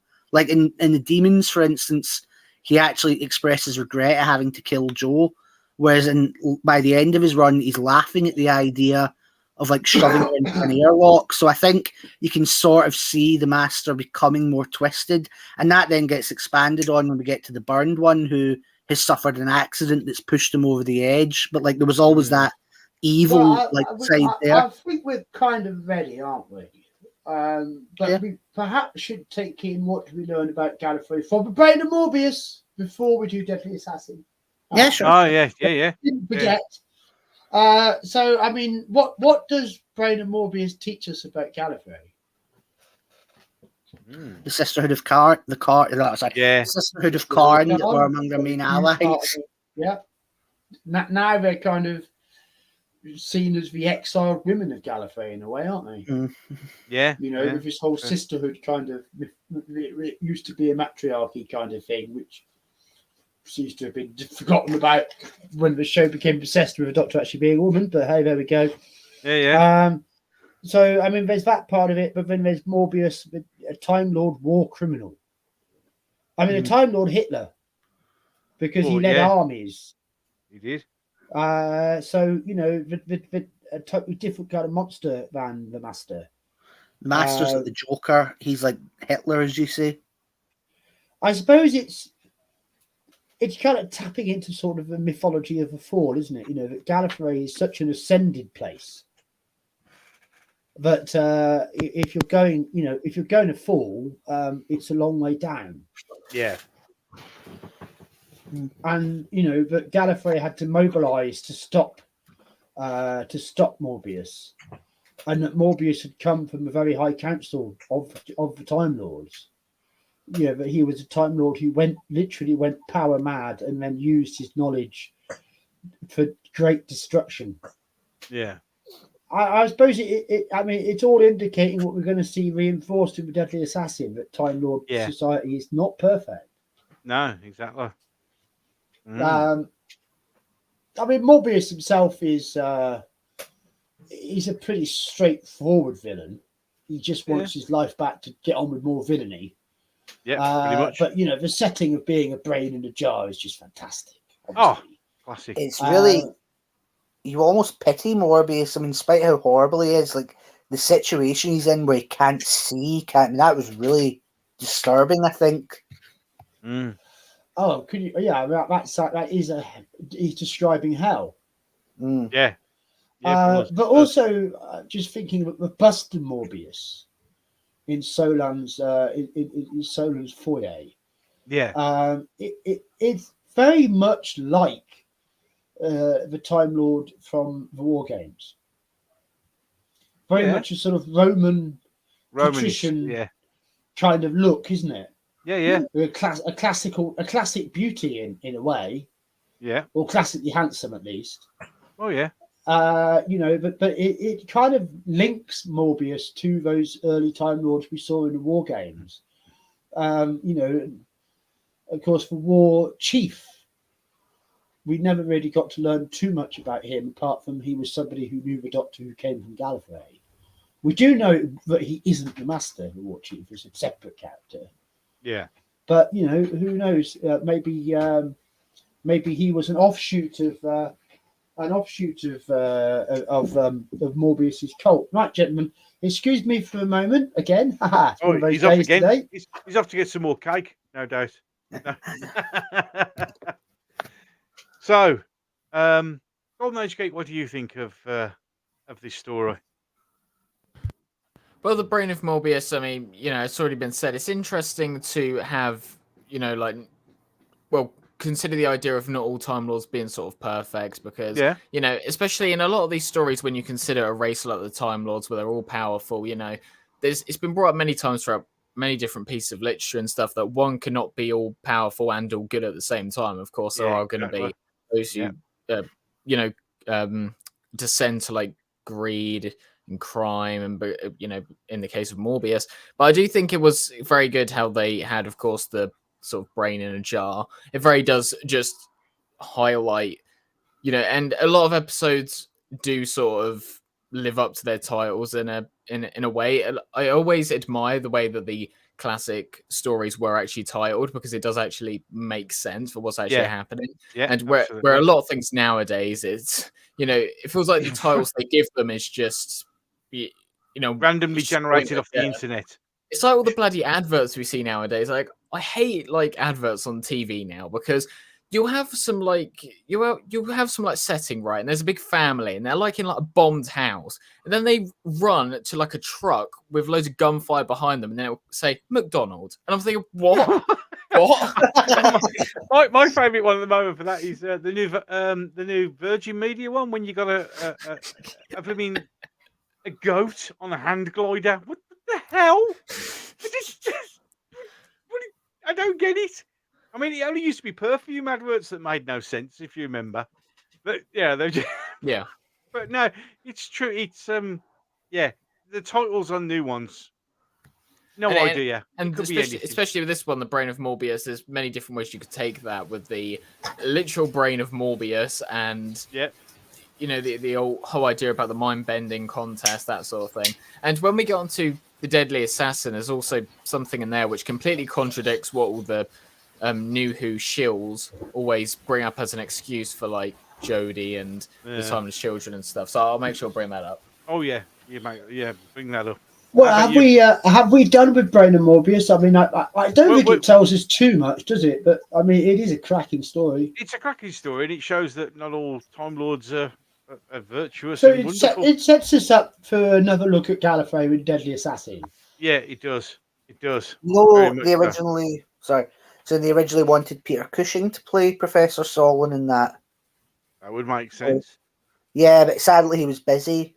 But Shine. yeah, and Philip Maddock was obviously great anyway, but it would have been cool to see Peter Cushing actually play a villain in a It would, but it would have also been a shame, because it's undoubtedly Philip Maddock's best performance of the show. Yeah, Peter Cushing's got lots of good performances, so... This is true. Oh, it's funny, Ohika, in that story, the way she always like, what is it with her and her eye acting? Like, it's mental eye acting. It's so funny. Just every like 2 minutes, she just like makes her eyes go twice the size. So I've got not much more to contribute. Very shallow observation, but because eye acting always made me laugh. It's not as bad as John Barrowman's gun acting. Remember when he's shooting the Master's thing and he's pulling that? I don't know what kind of face it's supposed to be, but yeah, John Barrowman's gun acting's the worst, but his eye acting is hilarious. Serious business, just quality eye acting. Can't just get anyone in for that stuff, you know. No, you need a specialist for that, definitely. So we're kind of there, aren't we? This point where Gallifrey, the Doctor, and the Master collide. Yes. And I mean, we can't escape talking about the Deadly Assassin without recognising that it was thoroughly controversial in the DWAS of the 1970s. You know, it was. I mean, I imagine young Peter Capaldi might have written a letter about it. Yes, you know, possibly. Because opinions were strong. Very strong, But I mean, I totally agree with the argument that the seeds for portraying the Time Lords as in some ways, decrepit society were planted way before. Yeah. And I don't think it was in any way a retcon or a betrayal. No. To present them that way. No. We'd had, as we say about like corrupt Time Lords, we'd had them before we'd even knew what the Time Lords were. Like the meddling monk, people forget him. The meddling monk in the Hartnell era was a renegade who's said to belong to a group of renegades, the Time Meddlers. So, and then there's the War Chief, then there's obviously the Master, then there's Omega, Morbius. I mean, I don't get like, if they keep producing all these renegades, there's got to be some kind of corruption at the heart of, you know, Gallifrey. So I don't get why it's such a controversial idea. Can you recognise Maddock in the War Games as TARDIS Spider? You certainly can. He's got the glasses on. Yep. And the very cool look. Not the whiny one. He's the other one. The one who's not a bitch. No, Philip Maddock's performance as the Warlord is fantastic in the time. In the War Games. It is. Absolutely. But not as good as his performance of Solon, which is just a whole another level of character acting. True. Very true. So, I mean, the Deadly Assassin, I always loved it. I mean, I wasn't old enough to be involved in the DWAS controversy. So it was a little bit. My fandom was a bit too young still. So I just all I really knew about Doctor Who was what was on the telly and what was in the Target books. I didn't have access to that kind of stuff. No. So it was only years later that I found out that fandom had been upset by Deadly Assassin. I thought it was amazing, especially episode 3. Yeah, absolutely. I mean that episode really stuck in my mind. With the surgeon looming over the table and the train on the train track and his foot stuck in the thing and blowing people up with marsh gas and all the rest of it. I mean, because it was such a tense episode and the sound of the insects in the background and things. It was a real and going after the Doctor with that rifle. So part 3 was brilliant. It was only later that I understood how even more brilliant it was because I understood how it was doing the Matrix 15 years before the Matrix. It certainly was. What they got away with. I mean, I'm not saying again everyone takes news from everyone else, but the fact that almost never gets like referenced as being a precursor to the Matrix. I mean, apart from Doctor Who fans, it is quite annoying, in a way. It is. So it's just there's something that really makes Deadly Assassin stand out. Is that right in the middle of this political intrigue story is set this most extraordinary science fiction alternate reality story. Yep. And it's just sat there in the middle of it. Yep. Looking at you. So Mad. I mean, it's extraordinary, it really is. It is. But it is. as far as the main plot line of Deadly Assassin, the Doctor having a vision of the president being shot at after being recalled to Gallifrey, and landing in the capital and slipping around people, showing the experience of his wily ways, to get himself on site, and then the part 1 cliffhanger where we think the Doctor's the one who's done the shooting. Only we know later the Doctor was trying to shoot at the assassin, not at the president, but whatever. Yeah. And then the Doctor being tortured. Indeed. And then declaring his candidacy for presidency, and you get the whole legal part of Gallifrey coming in. And a lot of concepts are being created here, the houses, Clydonian, etc. None of that existed before Deadly Assassin. And then you've got the denouement with the corrupt rotten master trying to regenerate himself, literally causing the Eye of Harmony to rise from underneath the surface of Gallifrey. The same Eye of Harmony that apparently is in every TARDIS. It probably should be quantum. Which kind of makes sense for it. If that's the power source, then it would be like quantum entangled in the heart of every TARDIS, if you ask me. But so those who say, but the Eye of Harmony's on Gallifrey, it can't be in the middle of TARDISes. It can be both. Certainly can. It could. Yeah, quite easy. Don't know what would happen when Gallifrey got blown up though. Well, that means Gallifrey never really got blown up. Yeah, because that would kind of kibosh it, wouldn't it? Well, all the TARDISes have stopped working. It would be a clue. In fact, you might say, in fact, the Doctor's TARDIS was still working. Should have been a clue that Gallifrey hadn't been destroyed. Didn't they follow it up? Didn't they say the Rift in the David Tennant era served as a substitute for that? Like he went to the Rift to use energy from that to power the TARDIS. I suppose something like that. But, it would have been don't talk to me about continuity. But you just see this most marvelous other side to the Master, this degenerate ghoul, desperate to cling to life by any means, cackling as he's prepared to sacrifice the whole of Gallifrey just to get another few regenerations. But also, how how the Doctor is so struck by how vulnerable Gallifrey is. Yeah. You know, someone like the Master turning up and just like basically pulling her underpants up over their heads. Yep. Absolutely. And also, the Deadly Assassin, the Doctor recognizes that Gallifrey is falling behind.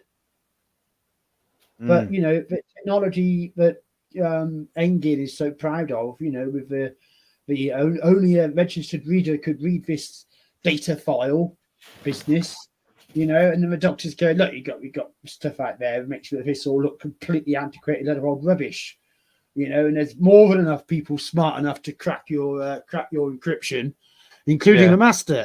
Indeed. You know, so the Doctor can sort of see how Gallifrey has been going backwards all this time, I suppose, as he's been out there in the universe learning and seeing things. He's learned to see his own people in a different way. Yeah. And perhaps he could see that the Doctor's worried about Gallifrey. Oh yeah, not just because of the Master, but what he sees in Gallifreyan society generally. Yeah. The fact that there's a dearth of decent candidates for president says something, doesn't it? Well, yes, there's a lot, doesn't it? Really Just does. like in real life. Yeah. God, that's a comment and a half, yeah. I'm not opening that can of worms. Oh dear. I'm not even touching it. I'll let Z deal with that over on his channel. He likes to talk about that stuff. Yes. Moving along. Yeah. Yeah, we'll leave that one. Moving along, I should let you guys take over doing some commentary here. So, Deadly Assassin, your views. Go. Well, sorry. No, carry on. As I said, this is one of my absolute favourite ones. I think it's hard to say this could be the best use of the Master, because I honestly don't think he's ever been more effective as an antagonist here. I mean, they use all the strengths of Roger Delgado. Like, he's still manipulative, he's still sly, you know, he plays on Goth's weaknesses, and he's very predatory, and he has the same basic goals. I mean, he wants to like renew himself, but also to gain power as well, to be the master of all matter. But they definitely take his hatred of the Doctor up another notch, also exploring his cowardly side. I mean, again, he was always a coward, but now that he's pushed his limits, it's like, I love seeing how many people he's willing to sacrifice just to save his own miserable neck. That all really of them. Everyone. Yeah, everyone. Literally, every damn one. Just because he's so, and that really makes him more hateful than ever.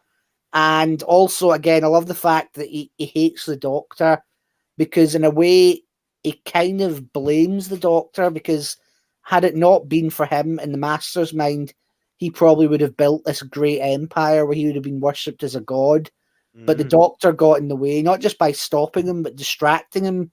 You know, like with a petty. By the time we get to the Deadly Assassin, the Master's just prepared to sort of tick all boxes that say genocide, isn't he? I mean, there's no holding back. Absolutely. You know, war crimes, I'll do all of them. You know. Yeah. That's the point exactly. And it's like he knows now, probably deep down, because he goes on about he wants the Time Lords and the Doctor to die in ignominy and shame. He knows probably deep down that he's just a waste of space. I mean, this is a guy who started out as a Time Lord who could have done so much, but all he's been is just a pathetic little hoodlum, basically, who's accomplished nothing. I mean, even Davros has accomplished more. He has at least made his people, you know, like into the supreme beings in his mind, whereas the Master's got nothing to show for all his crimes, and he knows it.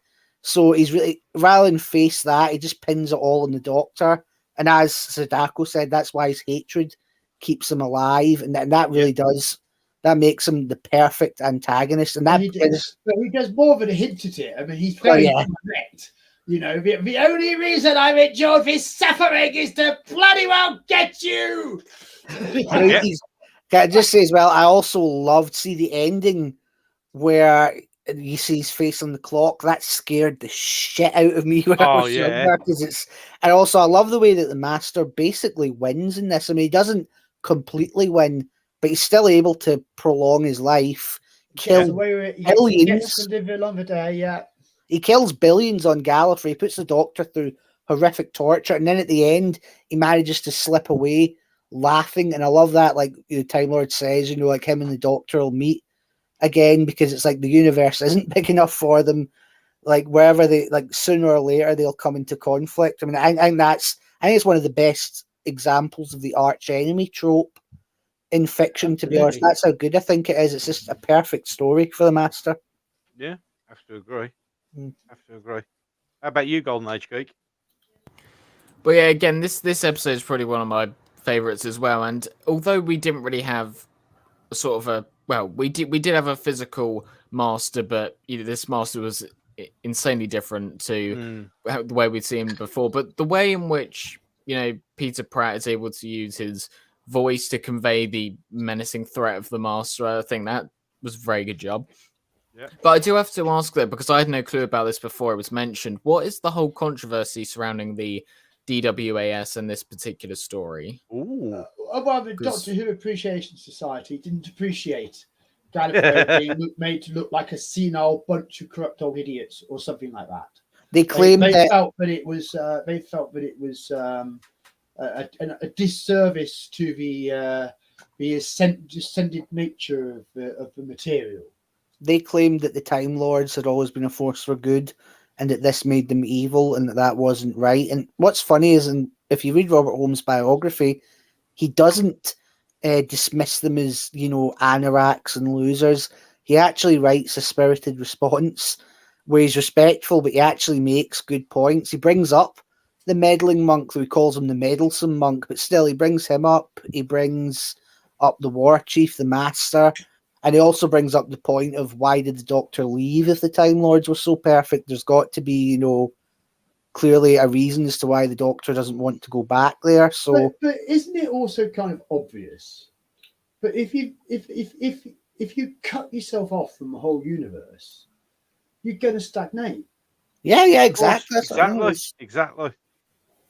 It's really annoying the way every New Who shill always uses that story. Goes, you complaining about this change, that's like complaining about that change. It's like, fuck off. To start with, it's not the same. And second, you can't possibly use that argument that this is a change, that's a change, so they must be the same. I mean, by that logic, you could say Hitler rising to power is the same as the NHS being put in, because they were both changes, but they weren't the same changes. It's like, yeah, exactly. It's like you can't. Oh, sorry. It just really fucking annoys me. No. Always go back to this story. I mean, it really is. Oh, it's so annoying. Yeah. And then we also have the whole thing with, the whole New Who controversy of the regenerations, the regeneration limit. We have the season or the series 12 episode, which completely shits on all of that. But there are quite a few mentions in this story of the whole sort of regeneration cap. When I was doing my rewatch a couple of days ago, I made sure to jot these down, these quotes. After the 12th regeneration, there is no plan that will postpone death. And then you have the Doctor, I can only regenerate 12 times. I've already done so 4 times. So there's loads of people who seem to think that this entire, concept was just introduced in the time of the Doctor, which absolutely not the case. Oh, no. Oh, no. And again, it's just all these people who, when they try and justify the new continuity, they don't really know anything about the old stuff, so they have to try and create excuses, and they have to just assume what was the case. Well, when all of their assumptions the entire of season 23 is predicated on a regeneration limit. Exactly. It's mentioned because of who the Valiard is. Yeah, this is it. The Master's next appearance keeps that up, and the Master's next appearance, he says that he's on his 13th life. Before we do that one, there's an important, probably the biggest Time Lord story of them all to do first. All right. Because at the end of season 15, we returned to Gallifrey and the vexed question of presidency. The invasion of time.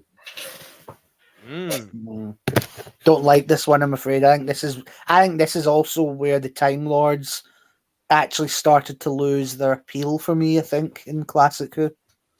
Yeah. Well, Invasion of Time on the DVD benefits enormously from improved CGI. So if you haven't tried it with the improved CGI, it helps a lot. Especially with the crinkle paper Vardens. Oh yes. Because they're given sort of more proper ghostly bodies to float around with. But the plot hinges upon the Doctor going to Gallifrey to declare himself the rightful president. Yeah. And the reason he's doing that is that he's secretly in cahoots with a bunch of aliens who want to invade Gallifrey, hence the title, The Invasion of Time. Yeah. But it then turns out that the Doctor's not actually in league with this lot at all, although certainly by the end of part one, you're definitely wondering what the hell's going on. Oh, yeah. And he's playing a very clever double brain game to trick the Vardens into revealing themselves in their real time space location, because then he could time loop them and make it all like it never happened. Ah. And as the story progresses, that is indeed exactly what does happen. He time loops the Vardens and makes it so it never happened. But in doing so, he has to trash the panoptic shields, the barrier that protects the temporal barrier that protects Gallifrey and keeps it separate from the rest of space-time. At which point, by the end of episode 4, the Sontarans then invade. And we run around the TARDIS for a good episode. Well, we say it's the TARDIS, it's really a swimming pool. Yeah. But we run around it a bit. The Sontarans jump over loungers semi-successfully. Mm-hmm. And there's a lot of running around, and then there's the use of a weapon from forbidden what's the names of the times before the who knew what, the D gun, which makes you disappear. Yep. Now, I don't want to be petty, but I'm pretty sure I've seen lots of other ray guns in Doctor Who that make you disappear, so I don't really understand what's so bad about the D gun, other than the whole it makes you disappear like you never existed disappear. But you disappeared either way. Oh, yeah. Sometimes anyone's going to notice. So, Yeah. So it is a mixed bag, but there's so much Gallifrey lore that's brought in here. How the presidency works, how it can be a candidate for president, then the people who live outside the Citadel, the idea of an outside of the Citadel, and talking to various Gallifreyan citizens. Rodan being the most relevant because she was a template that then became Romana. Yeah. And you can see that, up against Louise Jameson. Although having Leela, the future savage, fall in love with the dashing captain of the Chancellery Guard, and then stay behind on Gallifrey to make Leela babies, it was all rather quick. But then, the Doctor did have K9 Mark II ready in the box. Of course. All the other stuff we get in here, because we get an introduction of we get the second introduction of Barusa, don't we? And we get to see we get to enjoy stuff with Barusa and the Doctor, and this is your scores from when you were at school, and well done in the end, I suppose. Now bugger off and don't come back. That sort of ending. Yeah.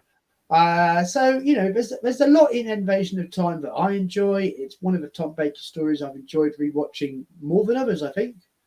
But because it's got problems. Yes, it does have problems, but my brain can overlook them, and I seem to be able to enjoy it for all the good fun which is in it. And the Sontarans are awful. Yeah. But not as bad as they were in Two Doctors. True. So, it's such a shame, isn't it? They've only got two good stories in the classic era. It sucks, doesn't it, really, if you think about it? I'm going to say this, but I know some people will hate me because, oh God, I can't remember his name now. And I love them as well. The Paternoster gang. Who's the Sontaran in that?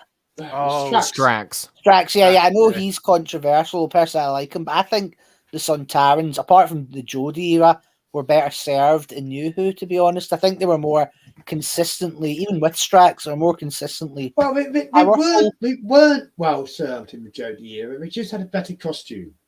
Yes, I'm saying they weren't used on that. But here you chocolate junkie. Oh God, I know. That's what I mean. Yeah, so they weren't well served there, but I think they were well served in the Tennant era. I like that one. I'm sorry, I'm not getting sidetracked, but I'm just saying. And also, I think Strax, like, whereas, yeah, they were only in 4 of Classic Who, and their last 2 appearances, I mean, as you've covered, they really do come over as doofuses. Like, I mean, at least they're not undermined in this one and killed by another villain, but they are just pathetic the way they jump around the swimming pool. Oh, it's crap. Oh, well, they undermine themselves, allowing themselves to get dragged into a job of chasing with Charlie around the TARDIS, don't they? You know, and they're not exactly smart. No, they're not the greatest, are they? And also, why did they give them Cockney accents? I mean, personally, I love Cockney accent, but what the hell? Right, look, if you can have Cockney Romulans, you can have Cockney Sontarans. Well, this is very true. Fire all missiles! Or mucho, whatever it is. But, yeah, I'm sorry, John, that I really do not like this story. And as I said, I think this is the story, even if it does establish Time Lord lore, I think by this stage, it's like the Time Lords were really cool and really creepy and powerful in the war games. The 3 Doctors used them in a good way, you know, came up with a cool villain, and the Deadly Assassin took us deeper in. But I think after that, they should have left Gallifrey for a while, because in this story... Well, they did, to be fair. Because it was quite a few years. I mean, the next story set on Gallifrey after the invasion of time is the Arc of Infinity. Maybe, but I just think that, like, by this stage, the Time Lords are too familiar by now in the invasion of time, and they lose all kind of mystery and intrigue. I mean, and to be honest, I think they're struggling to come up with other cool things for them to invent. Because, as you said, what the fuck is, you know, the DMAT gun? I mean, that's like that's supposed to be the big, you know, like ultimate Time Lord weapon, and it does nothing. It's like, as you say, it's just a ray gun. So it's, to me, the Time Lords have kind of lost their oomph in this one, and I find them quite dusty and boring. It was a bit of a sad super weapon, wasn't it? Also, I don't like the way Leela is written out. I mean, that's famously shit, and she was one of the best companions. I mean, she was so popular they even named based a character in Futurama after Leela. Yeah, they did indeed. Yeah, they did indeed. And the Leela of Futurama is one of my favorite characters in anything. So yeah, it's to see her, I guess, her kind of, would you call her mother or predecessor, be badly treated in this. I'm not sure Louise Jameson would have been improved with only one eye though. No. So would have what? Sorry, been improved with only one eye. Yes. Oh, right. Yeah. Because the Futurama Leela's only got one eyeball. Yeah. I know, but still, like, either way, obviously, I'm just saying I do like Leela, and it's a shame they pair her off with this bland guy. Although it's quite funny when you consider all the New Who retcons. I mean, I don't consider New Who canon, but if you do, they better hope Leela is bisexual, because that guy could fall and bang his head and regenerate into a woman. In which case, that romance. No. I'm sorry, darling. I banged my head. Same with that poor David, that went off with Susan, supposing Susan falls, bangs her head, and regenerates into Brian Blessed, and is still into him. Come on, let's go upstairs to bed. That's terrifying. Oh, thanks for that image. That's going to burn in my retinas now. Oh. God, believe me. Sadako says that Ark has to be the most leaden Gallifrey story of all. That is despite an entire lead-lined office being involved in Invasion of Time, literally draping a room in lead. But let's talk about Ark of Infinity now, and then because of course the Omega comes back in that too. Do we learn anything at all about Omega that we didn't know before? No. I don't like this one either. I'm sorry. No. Again, I think. And it is, oh my word, it's a strange 80s pace. Yeah. Isn't it? Definitely. And Gallifrey is a bit like a hair salon, it's been said. You know, with all the comfortable sofas and lounge living. Lounging. You know, they'd become a bit less sedate in a way, but more into lounge living. in 80s Gallifrey, and of course the walls, all that sort of decor. Does it make any sense that the Time Lords are ruthlessly prepared to murder the Doctor? Yeah, it kind of does, actually. It is in keeping with them, and I don't think there's anything in Arc of Infinity that is against what the canon of the show. Very much the opposite. I think it's a very respects the show's canon a lot, which is no awfully good reason for running around Amsterdam for 20 minutes in part 4. Everyone JMT liked a bit of a junket. No, I mean it's terrible, that story. One thing I read the other day on Twitter that was quite funny, that I think it was like Pierce Brosnan was going to play the Castellan, Patrick Stewart was going to play Barusa, and there was another like really famous actor that was going to be in it, and you're thinking, fuck me, there's an alternate universe somewhere where that's a really good story. Well, they did get Michael Gough into Arc of Infinity. I mean, Michael Gough was heading. Yeah, no, he's good, but he's kind of wasted in it, like he's killed. Unfortunately, yeah, because he's just such a good actor, Although I did believe in Heading. I believed in his performance. He pulled it. He was, but it's just a bit of a shame that they wasted him, especially when he previously played like the main villain in another story. To just kind of get him in like that. That was a shame. Yeah, true. But there's nothing in Arc of Infinity that moves Gallifrey forward either. No, it's just shamelessly exploiting it, and it's not a good story at all, and I can see why people didn't want the Time Lords back after that. I mean, again, it's another one which actually is improved with enhanced special effects on the DVD. So I mean, I would say that. In fact, most of the season 20 DVDs have got enhanced special effects. It helps turn this out a great deal as well. Oh, definitely. But it was a funny year, season 20. Yeah. And I think the sort of the show's tone, trying to find its tone still after sort of going astray a bit with Time Flight, and it's not entirely successfully, but I have seen it plenty of times. It is a story I enjoy, but I agree it's not the greatest story. No. The Five Doctors, though, is a well. This is it. The next time we move forward is to the Five Doctors, and then it's like, ha! You thought you knew me? No, I'm as mad as a hat," said Barusa. Well, you give me your view of Five Doctors, Brian. Oh, well, and personally, I think that this one is the best Gallifrey story since The Deadly Assassin.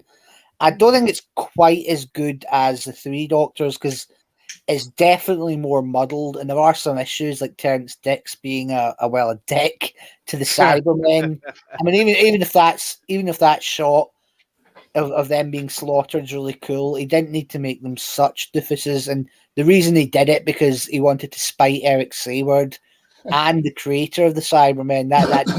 That leaves a bad taste in my mouth. Yeah. But I do think the Masters used brilliantly. This is one of Anthony Ainley's best performances. It's where he gets to be really sly and manipulative.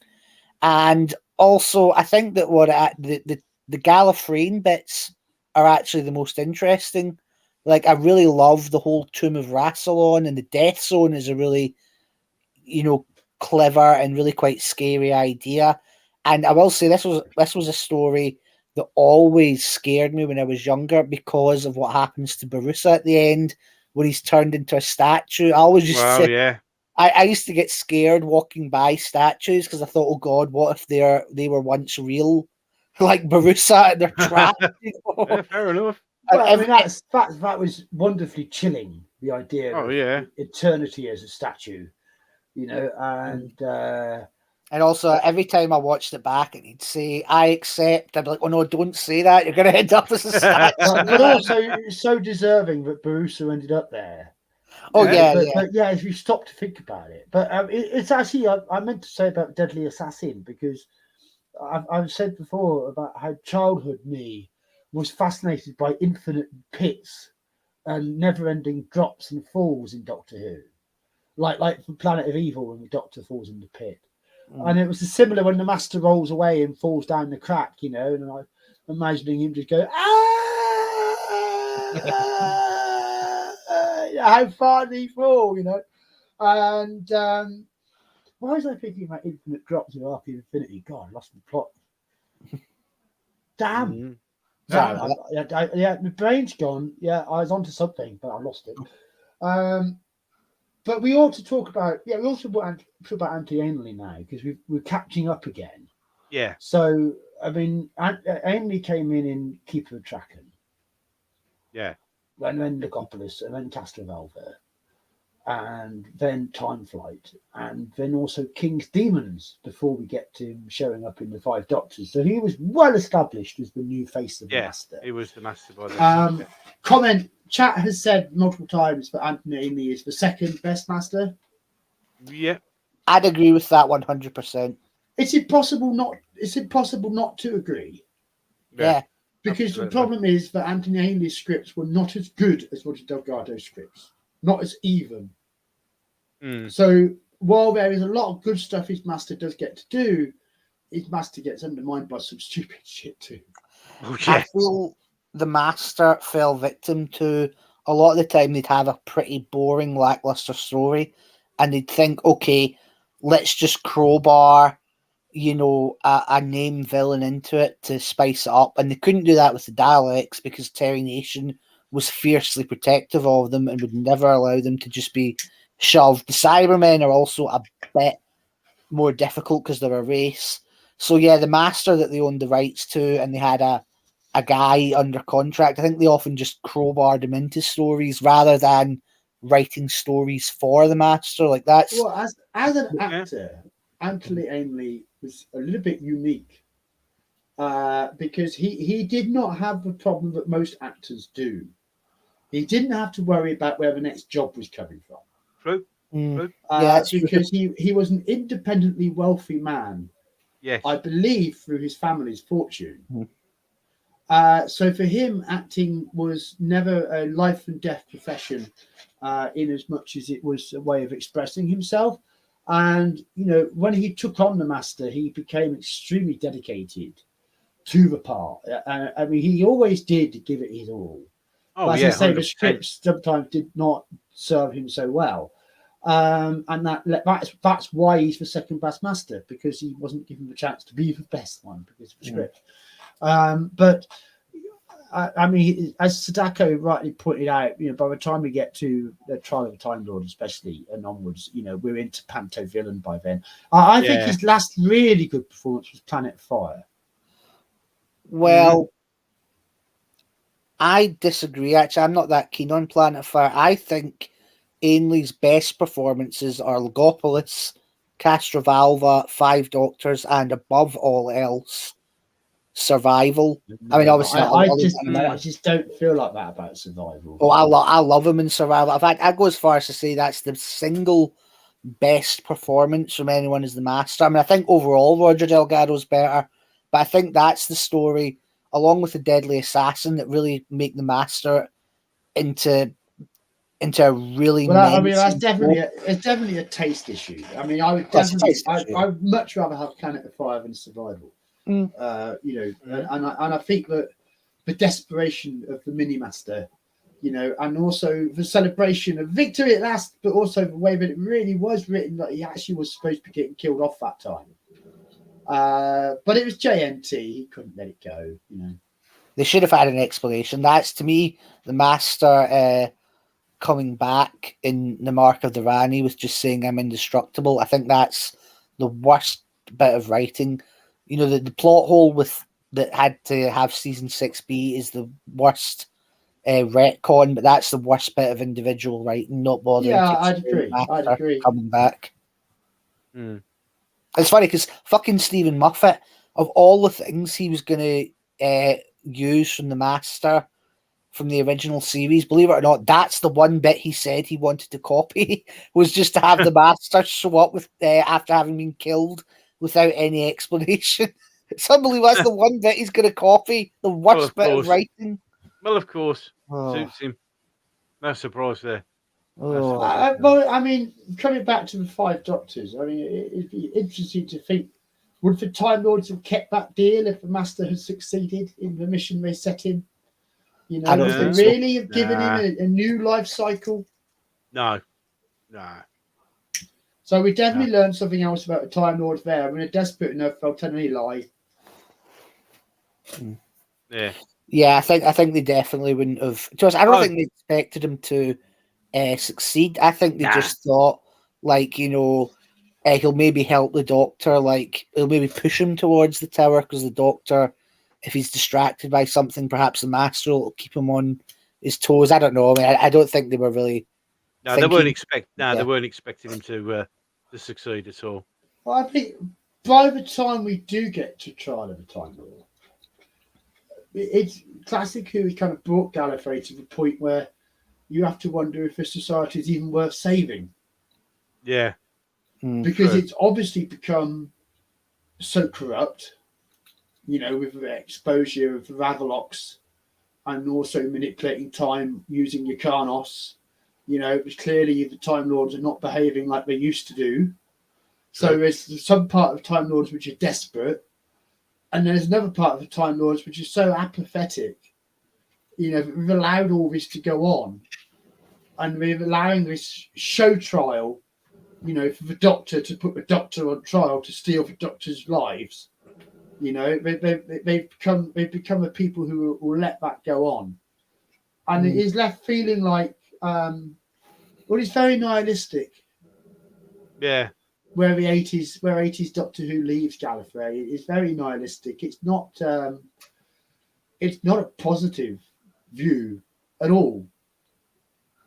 I liked the idea of the Valyard in Trial of the Time Lord, but see, other than that, I think Trial of the Time Lord's pretty much just a mess, to be honest. It's a hot mess.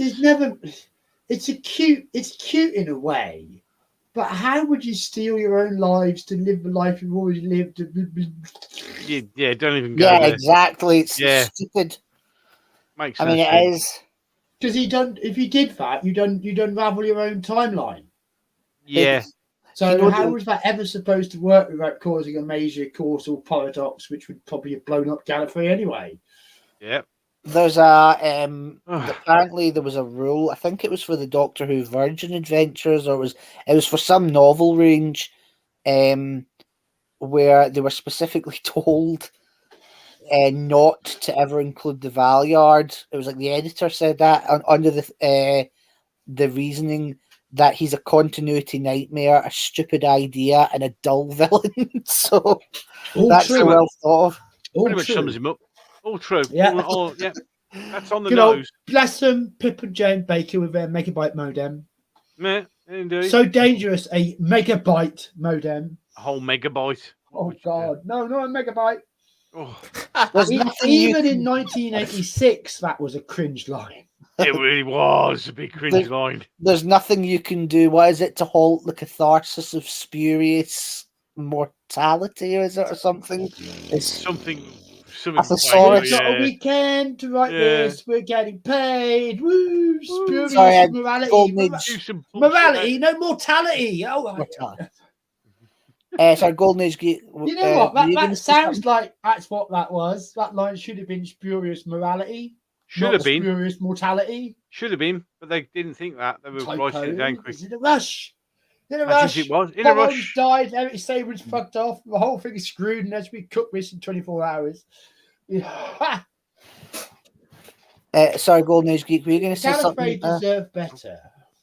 Well, what I would say about the Trial of the Time Lord is, that the structure is very messy, but there is one particular thing I do like about it, which I don't know how many people think about this, but when the Doctor is seeing how Perry has died, it isn't. You'd usually expect most of the Doctors to be sort of screaming and shouting, but he just gives a very simple, just Perry, like reminiscing on all the memories. That is just the loss right there and then, just quick, simple, gone, loss of life. So I thought that was, you could. I view that as kind of like, that's a nice thing you did there. Just a different spin on the whole Doctor reacting to someone he loves just dying right there. I thought, a bit different. I thought maybe that's a risk that perhaps paid off for me, I think. But the rest of it is a little bit messy, yeah. But what I will say as well, I just wanted to comment on Anthony Ainley's master.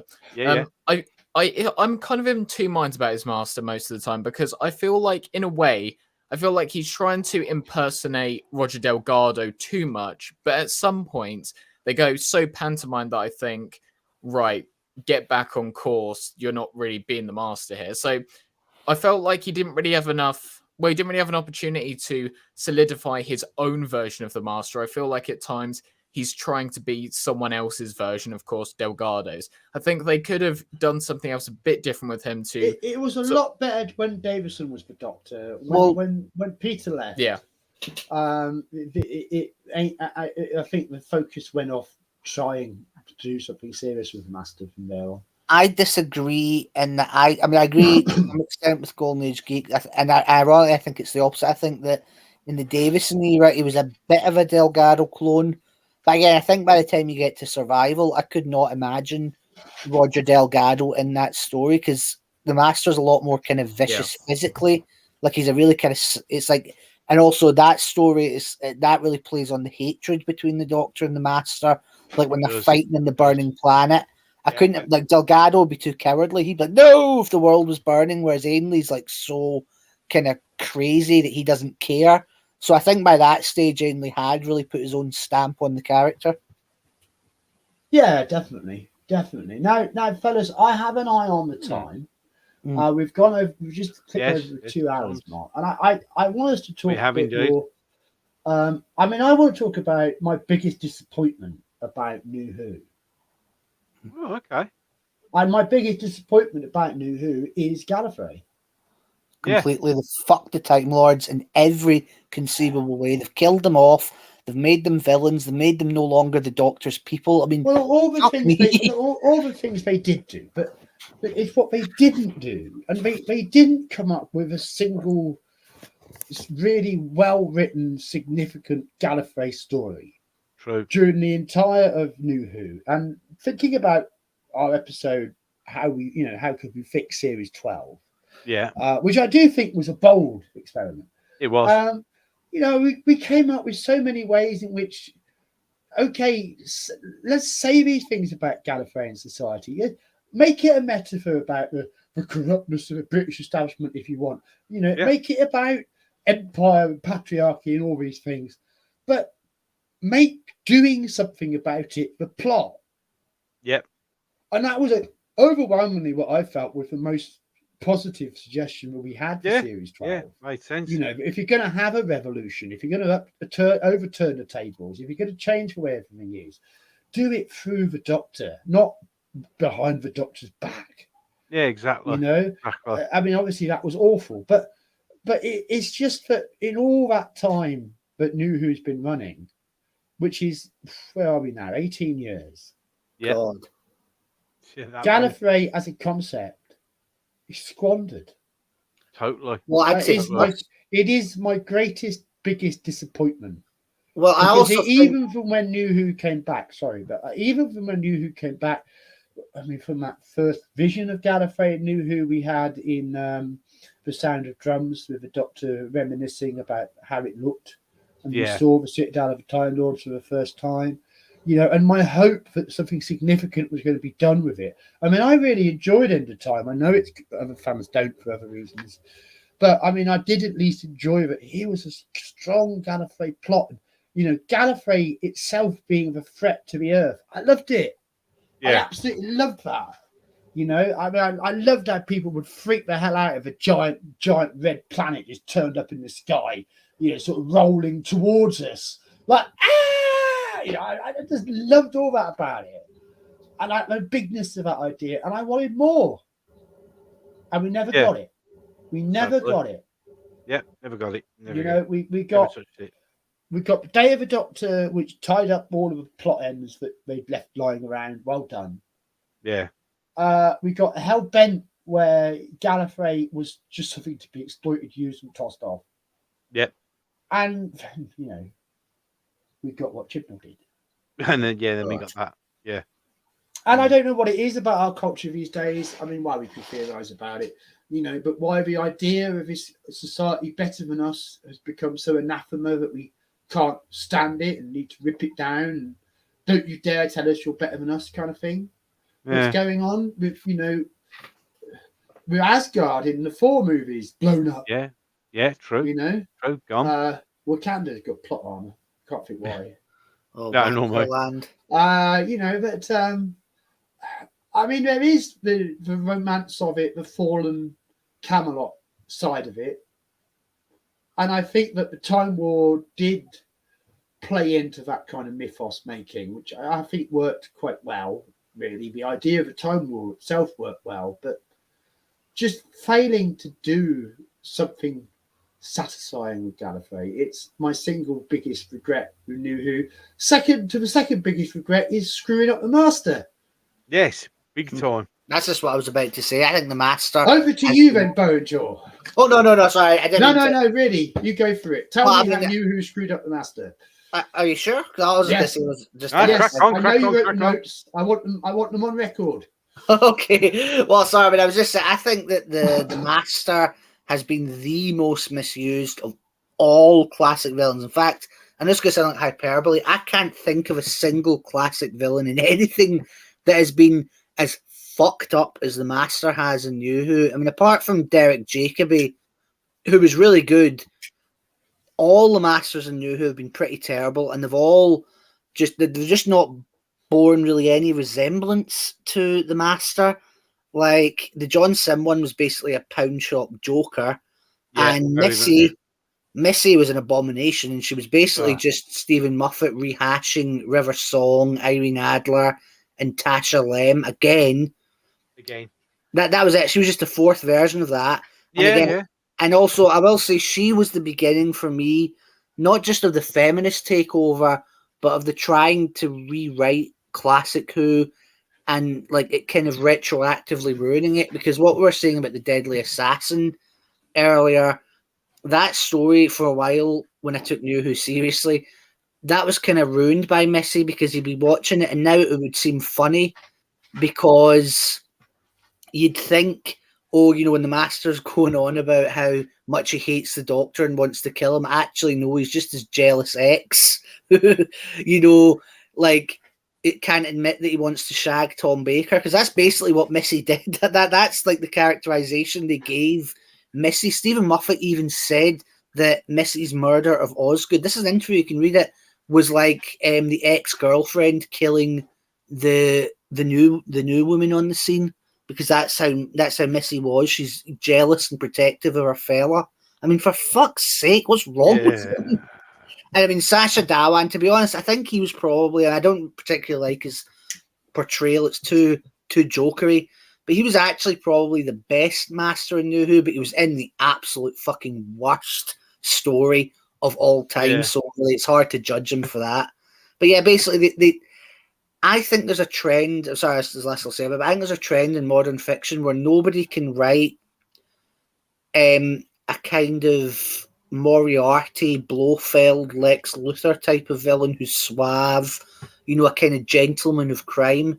All anyone can write is the Joker. Now, I mean, I love the Joker, but it's like there are other types of villains. Well, after that, Rasputin nonsense. Oh, don't even go there. That's what I mean. That's a Joker. That's textbook Joker stuff, and it's total joke. That would be. You see the same with other characters. Look at how Lex Luthor was written in Batman versus Superman. That was just a sub Joker as well. I mean, it wasn't the only time a pop song's been used for the Master, but Here Come the Drums worked so well because it matched the action on the screen so well. Yes, exactly. But the Rasputin thing was just like, I'm having a wank for a minute. Hang on a minute. And there's a Cybermen there, and there's a Daleks there, and they're waiting for him to finish his business before we can get on. Can I just say as well? I mean, it is just... No. Yes, you can. Take my mind off it. Oh, no, I was going to say I was agreeing with you that I hated the way the Daleks, the Cybermen, and the Master teamed up in the last Jodie one, because I'm not saying you can never have them team up. Obviously, they have done, but to me, it didn't feel like a strong enough reason in that one. That just felt like it was as convincing a team up as the Lego Batman movie. Yeah, That's where the Eye of Sauron and the Kraken from Clash of the Titans and the British robots, otherwise known as the Daleks, and the men from the Matrix and the villain from Wizard of Oz with monkeys all team up together. It's about as realistic as that. It is. It's like some Saturday morning. Let's all just team up and get Batman. Yeah. Oh, that's what I mean. It was awesome really movie, mind if you like the Lego, which of course I do. Oh yeah. It's a good movie. Another thing as well is I feel the Master, the Daleks, and the Cybermen in the Chibnall era have just become interchangeable. Like and we've talked about this in the previous videos. They don't use anything that makes them special. Like the Daleks, the fact that they're this big force that are wanting to conquer other species. The Cybermen, the way they want to convert, and the Master, the way he's a sly, manipulative, predatory coward. Like in that awful Timeless Children one, the Master and the Cybermen just want to blow up the entire universe, and it's like, why the fuck would they do that? The Cybermen want to survive, and the Master is a total coward. So that's just, there's nothing even remotely Cybermen or Master in that. They're just making them generic Saturday morning cartoon baddies, but not even good ones. Just a moment, Brian Shaw. Let me just deal with something here in the chat. The Lego Batman movie had better acting, 100%. But more seriously, Dewan was a diversity hire. Why would he be Asian and Matthew Panda? Exactly. Look, the thing is, I think it's horrifically unfair to actors, whatever their ethnicity. But they're going for auditions, they're applying for jobs, right? Whether they get it or not, or whether their ethnicity ticks the boxes for representation of the BBC diversity agenda. Of course, we know that is a very real thing. Yeah. I just think it's so unfair to actors when they're described as diversity hires. And I think we have to be very careful about it, because when we look at Sacha Dhawan, for example, I'm full of respect for him as an actor. I think his talent is immense. I think his performance in An Adventure in Space and Time, where he played Warwick Hussein, just showed the depth and sensitivity of his acting. I genuinely believe Sacha Dhawan could have been an excellent Doctor. And I think he shagged himself taking the Master job off Chris Chibnall. I mean, because what he was given was appalling, and he tried to give it some energy. I don't know how any actor could have really made that sort of material sing. I really don't. Who could have done that script well? If anyone's got answers, chat, let me know. But if not, it's just not fair to call Sacha Dhawan a diversity hire, because he really is a fantastic actor. But I just think his Master is unwatchable. But I don't blame Sacha Dhawan for that. No, I mean, I agree. So, Golden Age Geek, what do you think about the new Who Masters? Just a bit of interest.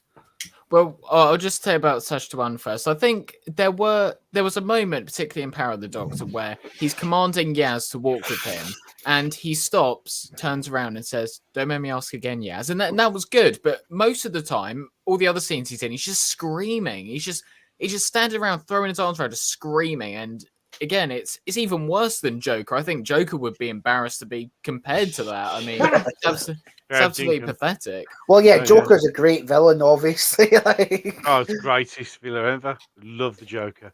Yeah, but if you look at, if you study Heath Ledger's performance as the Joker, which I think is the one that most initially think of, it's the pauses that make it work. Oh, gosh. He's not going on like he's got ADHD. Sorry, just say Mark Hamill's who I think of as the Joker. Sorry, he's the best. But carry on. Yeah, so the rest of the Masters... Sorry, just a moment. But Matt said, I don't mean it's an insult, just thought it was an accurate way of describing it. I know you don't, Matt, and that's the thing. But I know that you mean it just to say he got the job, someone had to hit the diversity box, and we know that's true. But that's exactly why it's unfair, in my view. Yeah. But some actors really shouldn't be in the parts that they get. And I think, those actors, what's her name again? Played that Yasmin Khan character. Oh, Mandip Gill. Mandip Gill. Yeah, she should never have passed through an audition for companion part in Doctor Who. Oh no. But it's nothing to do with her damn ethnicity. It's to do with the fact she's a rubbish soap actress who just wasn't up to the job, compared to, the wonderful Pearl Mackie. Exactly. So I don't think there's an easy way around it, because I don't think it's wrong for us to point out that the BBC does have an enforced diversity policy. It does. It's a fact. And that's to state a fact is not wrong. But I do feel that I do feel for actors who get caught up in that, when I feel that they deserve better. Just as I agree it fits when you've got somebody who clearly didn't have the chops. I don't agree with that for Sacha Dhawan. I just don't. Okay, I don't agree with it for Ncuti Gatwa either, by the way. Because he clearly does have a good, decent body of work behind him. And I'm not sure that Barbie's going to quite do for his profile what might have been hoped, because I'm not sure that's going to land by the look of it. No, it's not going to land. The word of mouth is not going well for Barbie. I've heard what happens in that. God, this is going to be something. I don't think this is going to be something like we've never seen before. Well, when you're getting female... Go on. Oh no, Karen. I was going to say it wasn't that important. Just how does Margot Robbie keep getting control over these movies? Because she did this with the Harley Quinn one, and it was fucking shit. So I just don't know how. Well, how is Kathleen Kennedy the boss at Lucasfilm? Well, this is true. There's some absolutely batshit insane feminists in Hollywood, and they're dug in like ticks. Well, look at the spending decisions of that woman at Amazon. Well, yeah. I mean, but did you hear how Margot Robbie pitched Barbie? Said it was going to be as successful as Jurassic Park. Fuck no, she did not say that. Yes, she did. She said it was going to be as good as this was going to be as good as Jurassic Park. It will make $1 billion, no problem at all. Jesus.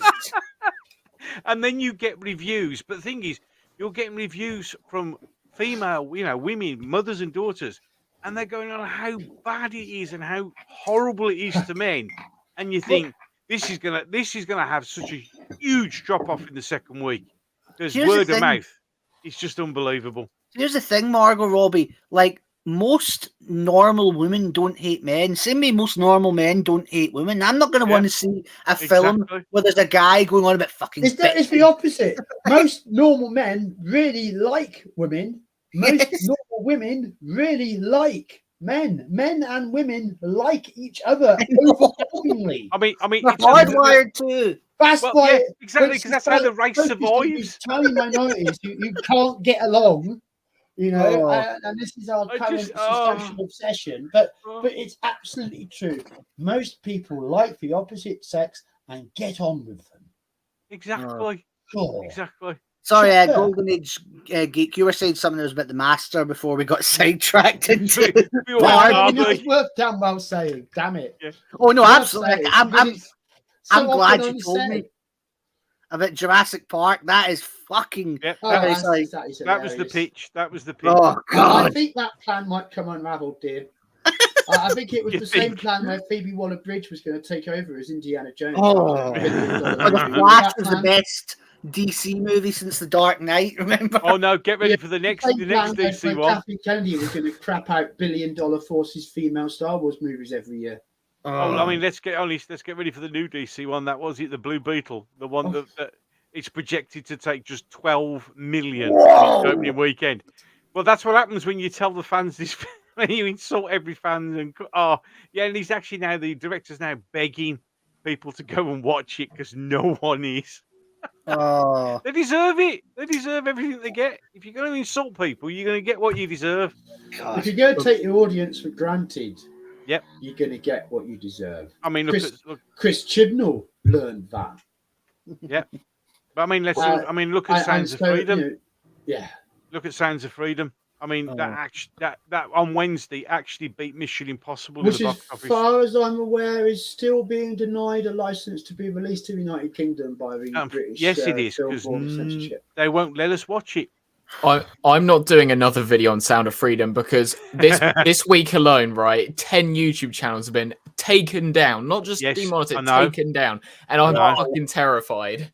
That's why I I've think not we should touched mention it then. No. No, Yeah, well, well, there we go. That is classic chilling of speech. yes, exactly. It is a totalitarian tactic to limit social debate and to curb the range of social discourse. Absolutely. Why is it that very powerful rich corporations do not want people to talk about very rich, powerful child trafficking operations? Oh, I wonder why. What is the connection? Why are so many Democratic Party donors placed on Epstein Island? Yes, indeed. Accusing the entertainment industry of anything sleazy or perverted is just not right. Well, BBC. If this stream does survive somehow, Margot Robbie saying that this is like the new Jurassic Park is like Simon Pegg when he did his bloody hostage video in his car, and he's like, She-Hulk is so amazing, I just want to marry her, she's my queen, and if any of you say anything about that, you're all sexist. Fucking hell, he did not say that, did he? Yeah, he's like, she's my queen, I love her so much. Oh, you know what? I'm proud to be a sexist then. God. Yeah, and he here said, we are. You know, we set out to talk about Gallifrey and the Master. We're all proud to be sexist, so we've had enough of it, and we're not taking it anymore. And why do we love Doctor Who anyway? Why do we even bother with the damn BBC and then Savile covering up Hugh Edwards' ass covering why do we have to hold our tongue on social media for like 5 days going, but it's Hugh Edwards? Yes, oh, that's fine. Even mad lion that I am, just to finish up on didn't the go Simon making a post that it was Hugh Edwards. I should have done. Yes. Because I knew it was Hugh Edwards, because there was nobody else it could have been. What about Simon Pegg? Oh yeah, just finish up on the Simon Pegg thing. When Margot Robbie said like Barbie's comparable to Jurassic Park, Simon Pegg said that She-Hulk is comparable to Blazing Saddles. Oh my God! Jesus Christ! Hold on, let me get this just right. Fuck off! The fart jokes were much better in Blazing Saddles. By the way, what is it with these guys? Can I just say they act like there's never been any female entertainers before, so they have to pander. They have to make out that any form of female entertainment is brilliant, even if they know it's shit. I mean, you don't need to do that. I mean, again, sorry. Burunjo, didn't you know that Jennifer Lawrence told me that she's the first ever female action star? That's right. I didn't know that. Well, Jodie said that. Yeah, Jodie said that about herself. I mean, it's like, what is with these people? Like, they're so ignorant. I mean, you don't have to do that. There are plenty of great female-led, plenty of great female-created forms of entertainment. I mean, for fuck's sake. And according to the new Star Wars Acolyte cast, there's never been a black person in Star Wars before. Forget about Mace Windu. Forget about Mace Windu. Forget about Lando Calrissian. Forget about all them. Yes, it's just, you know, we're so stunning and brave. We're the first of everything. But I'll get back to the Master. So because we're running out of time.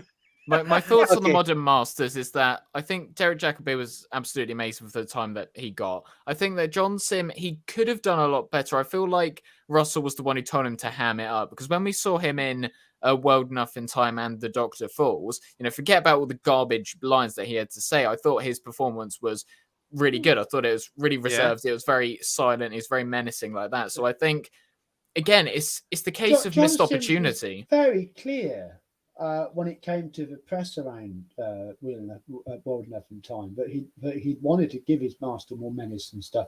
But of course, when we discussed it, we discussed the fact that especially in part 2, he doesn't really have more menace at all. No. So, you know, it's not really true. But hey, you know, spin when you talk to the press, huh? Gobby's right. We are running out of time. We are running out of time. And we're running out of time for these streams as well. Yes. And next week is our finale. You know, we don't want to go. No, we don't want to go. But we will. But we have to. Yes. So we just talk about our general love for Doctor Who next week. Next week, we're going to talk about what we've learned during this series. Yep. You know, what we've gained from doing it, what we hope people take away from it. and what we hope for the future of being a fan of the show, and just generally, we'll just have a good wrap up chat, you know, and that will be that. But I'd also, I can also tell you about what I'm up to, because I'm not taking this being brought back to life lying down, you know. No. Quite the opposite. I'm spending a lot less time on the sick bed now. Good. And as Bobby and Co know, I've actually been very, very industrious, planning a YouTube channel of my own. Indeed. Which is going to be something absolutely, completely different. Yes, it is. So if you're looking for what I do on what I've done on this channel or other channels in the past, you will not find it. Nope. It's going to be something very, very different indeed. But it's also about me bringing back something into my life that I loved for a long time. Yeah. And that hasn't been part of my life for a long time. And you know, so it's part of my journey back to life. Is awesome. to find a purpose again, and I'm going to be sharing that journey on my new YouTube channel when it gets created. I'm about, if all my plans work out, I'm about 6 weeks away from making my first video, I think. Awesome. So awesome. I'm looking forward to it. I know a lot of you will be happy to come and join me and do something new and something fun, and you will find it fun. Right, so anything else from you guys to wrap up tonight? Anyone? Orange? No, he's good. He's good. Golden Age Geek, you good? All good, yeah. All good. What about I'm you? all good. I'm all good. I'm Gentlemen, all good. That sounds like we've come to the end. We Till have next indeed. week, everybody. Yes. Join us. And like us, you can join us to Not Wanting to Go. Yes, indeed. I don't want to go. I don't want to go. I don't want to go either. But we will. But we ain't. Bye. See you later. Bye-bye.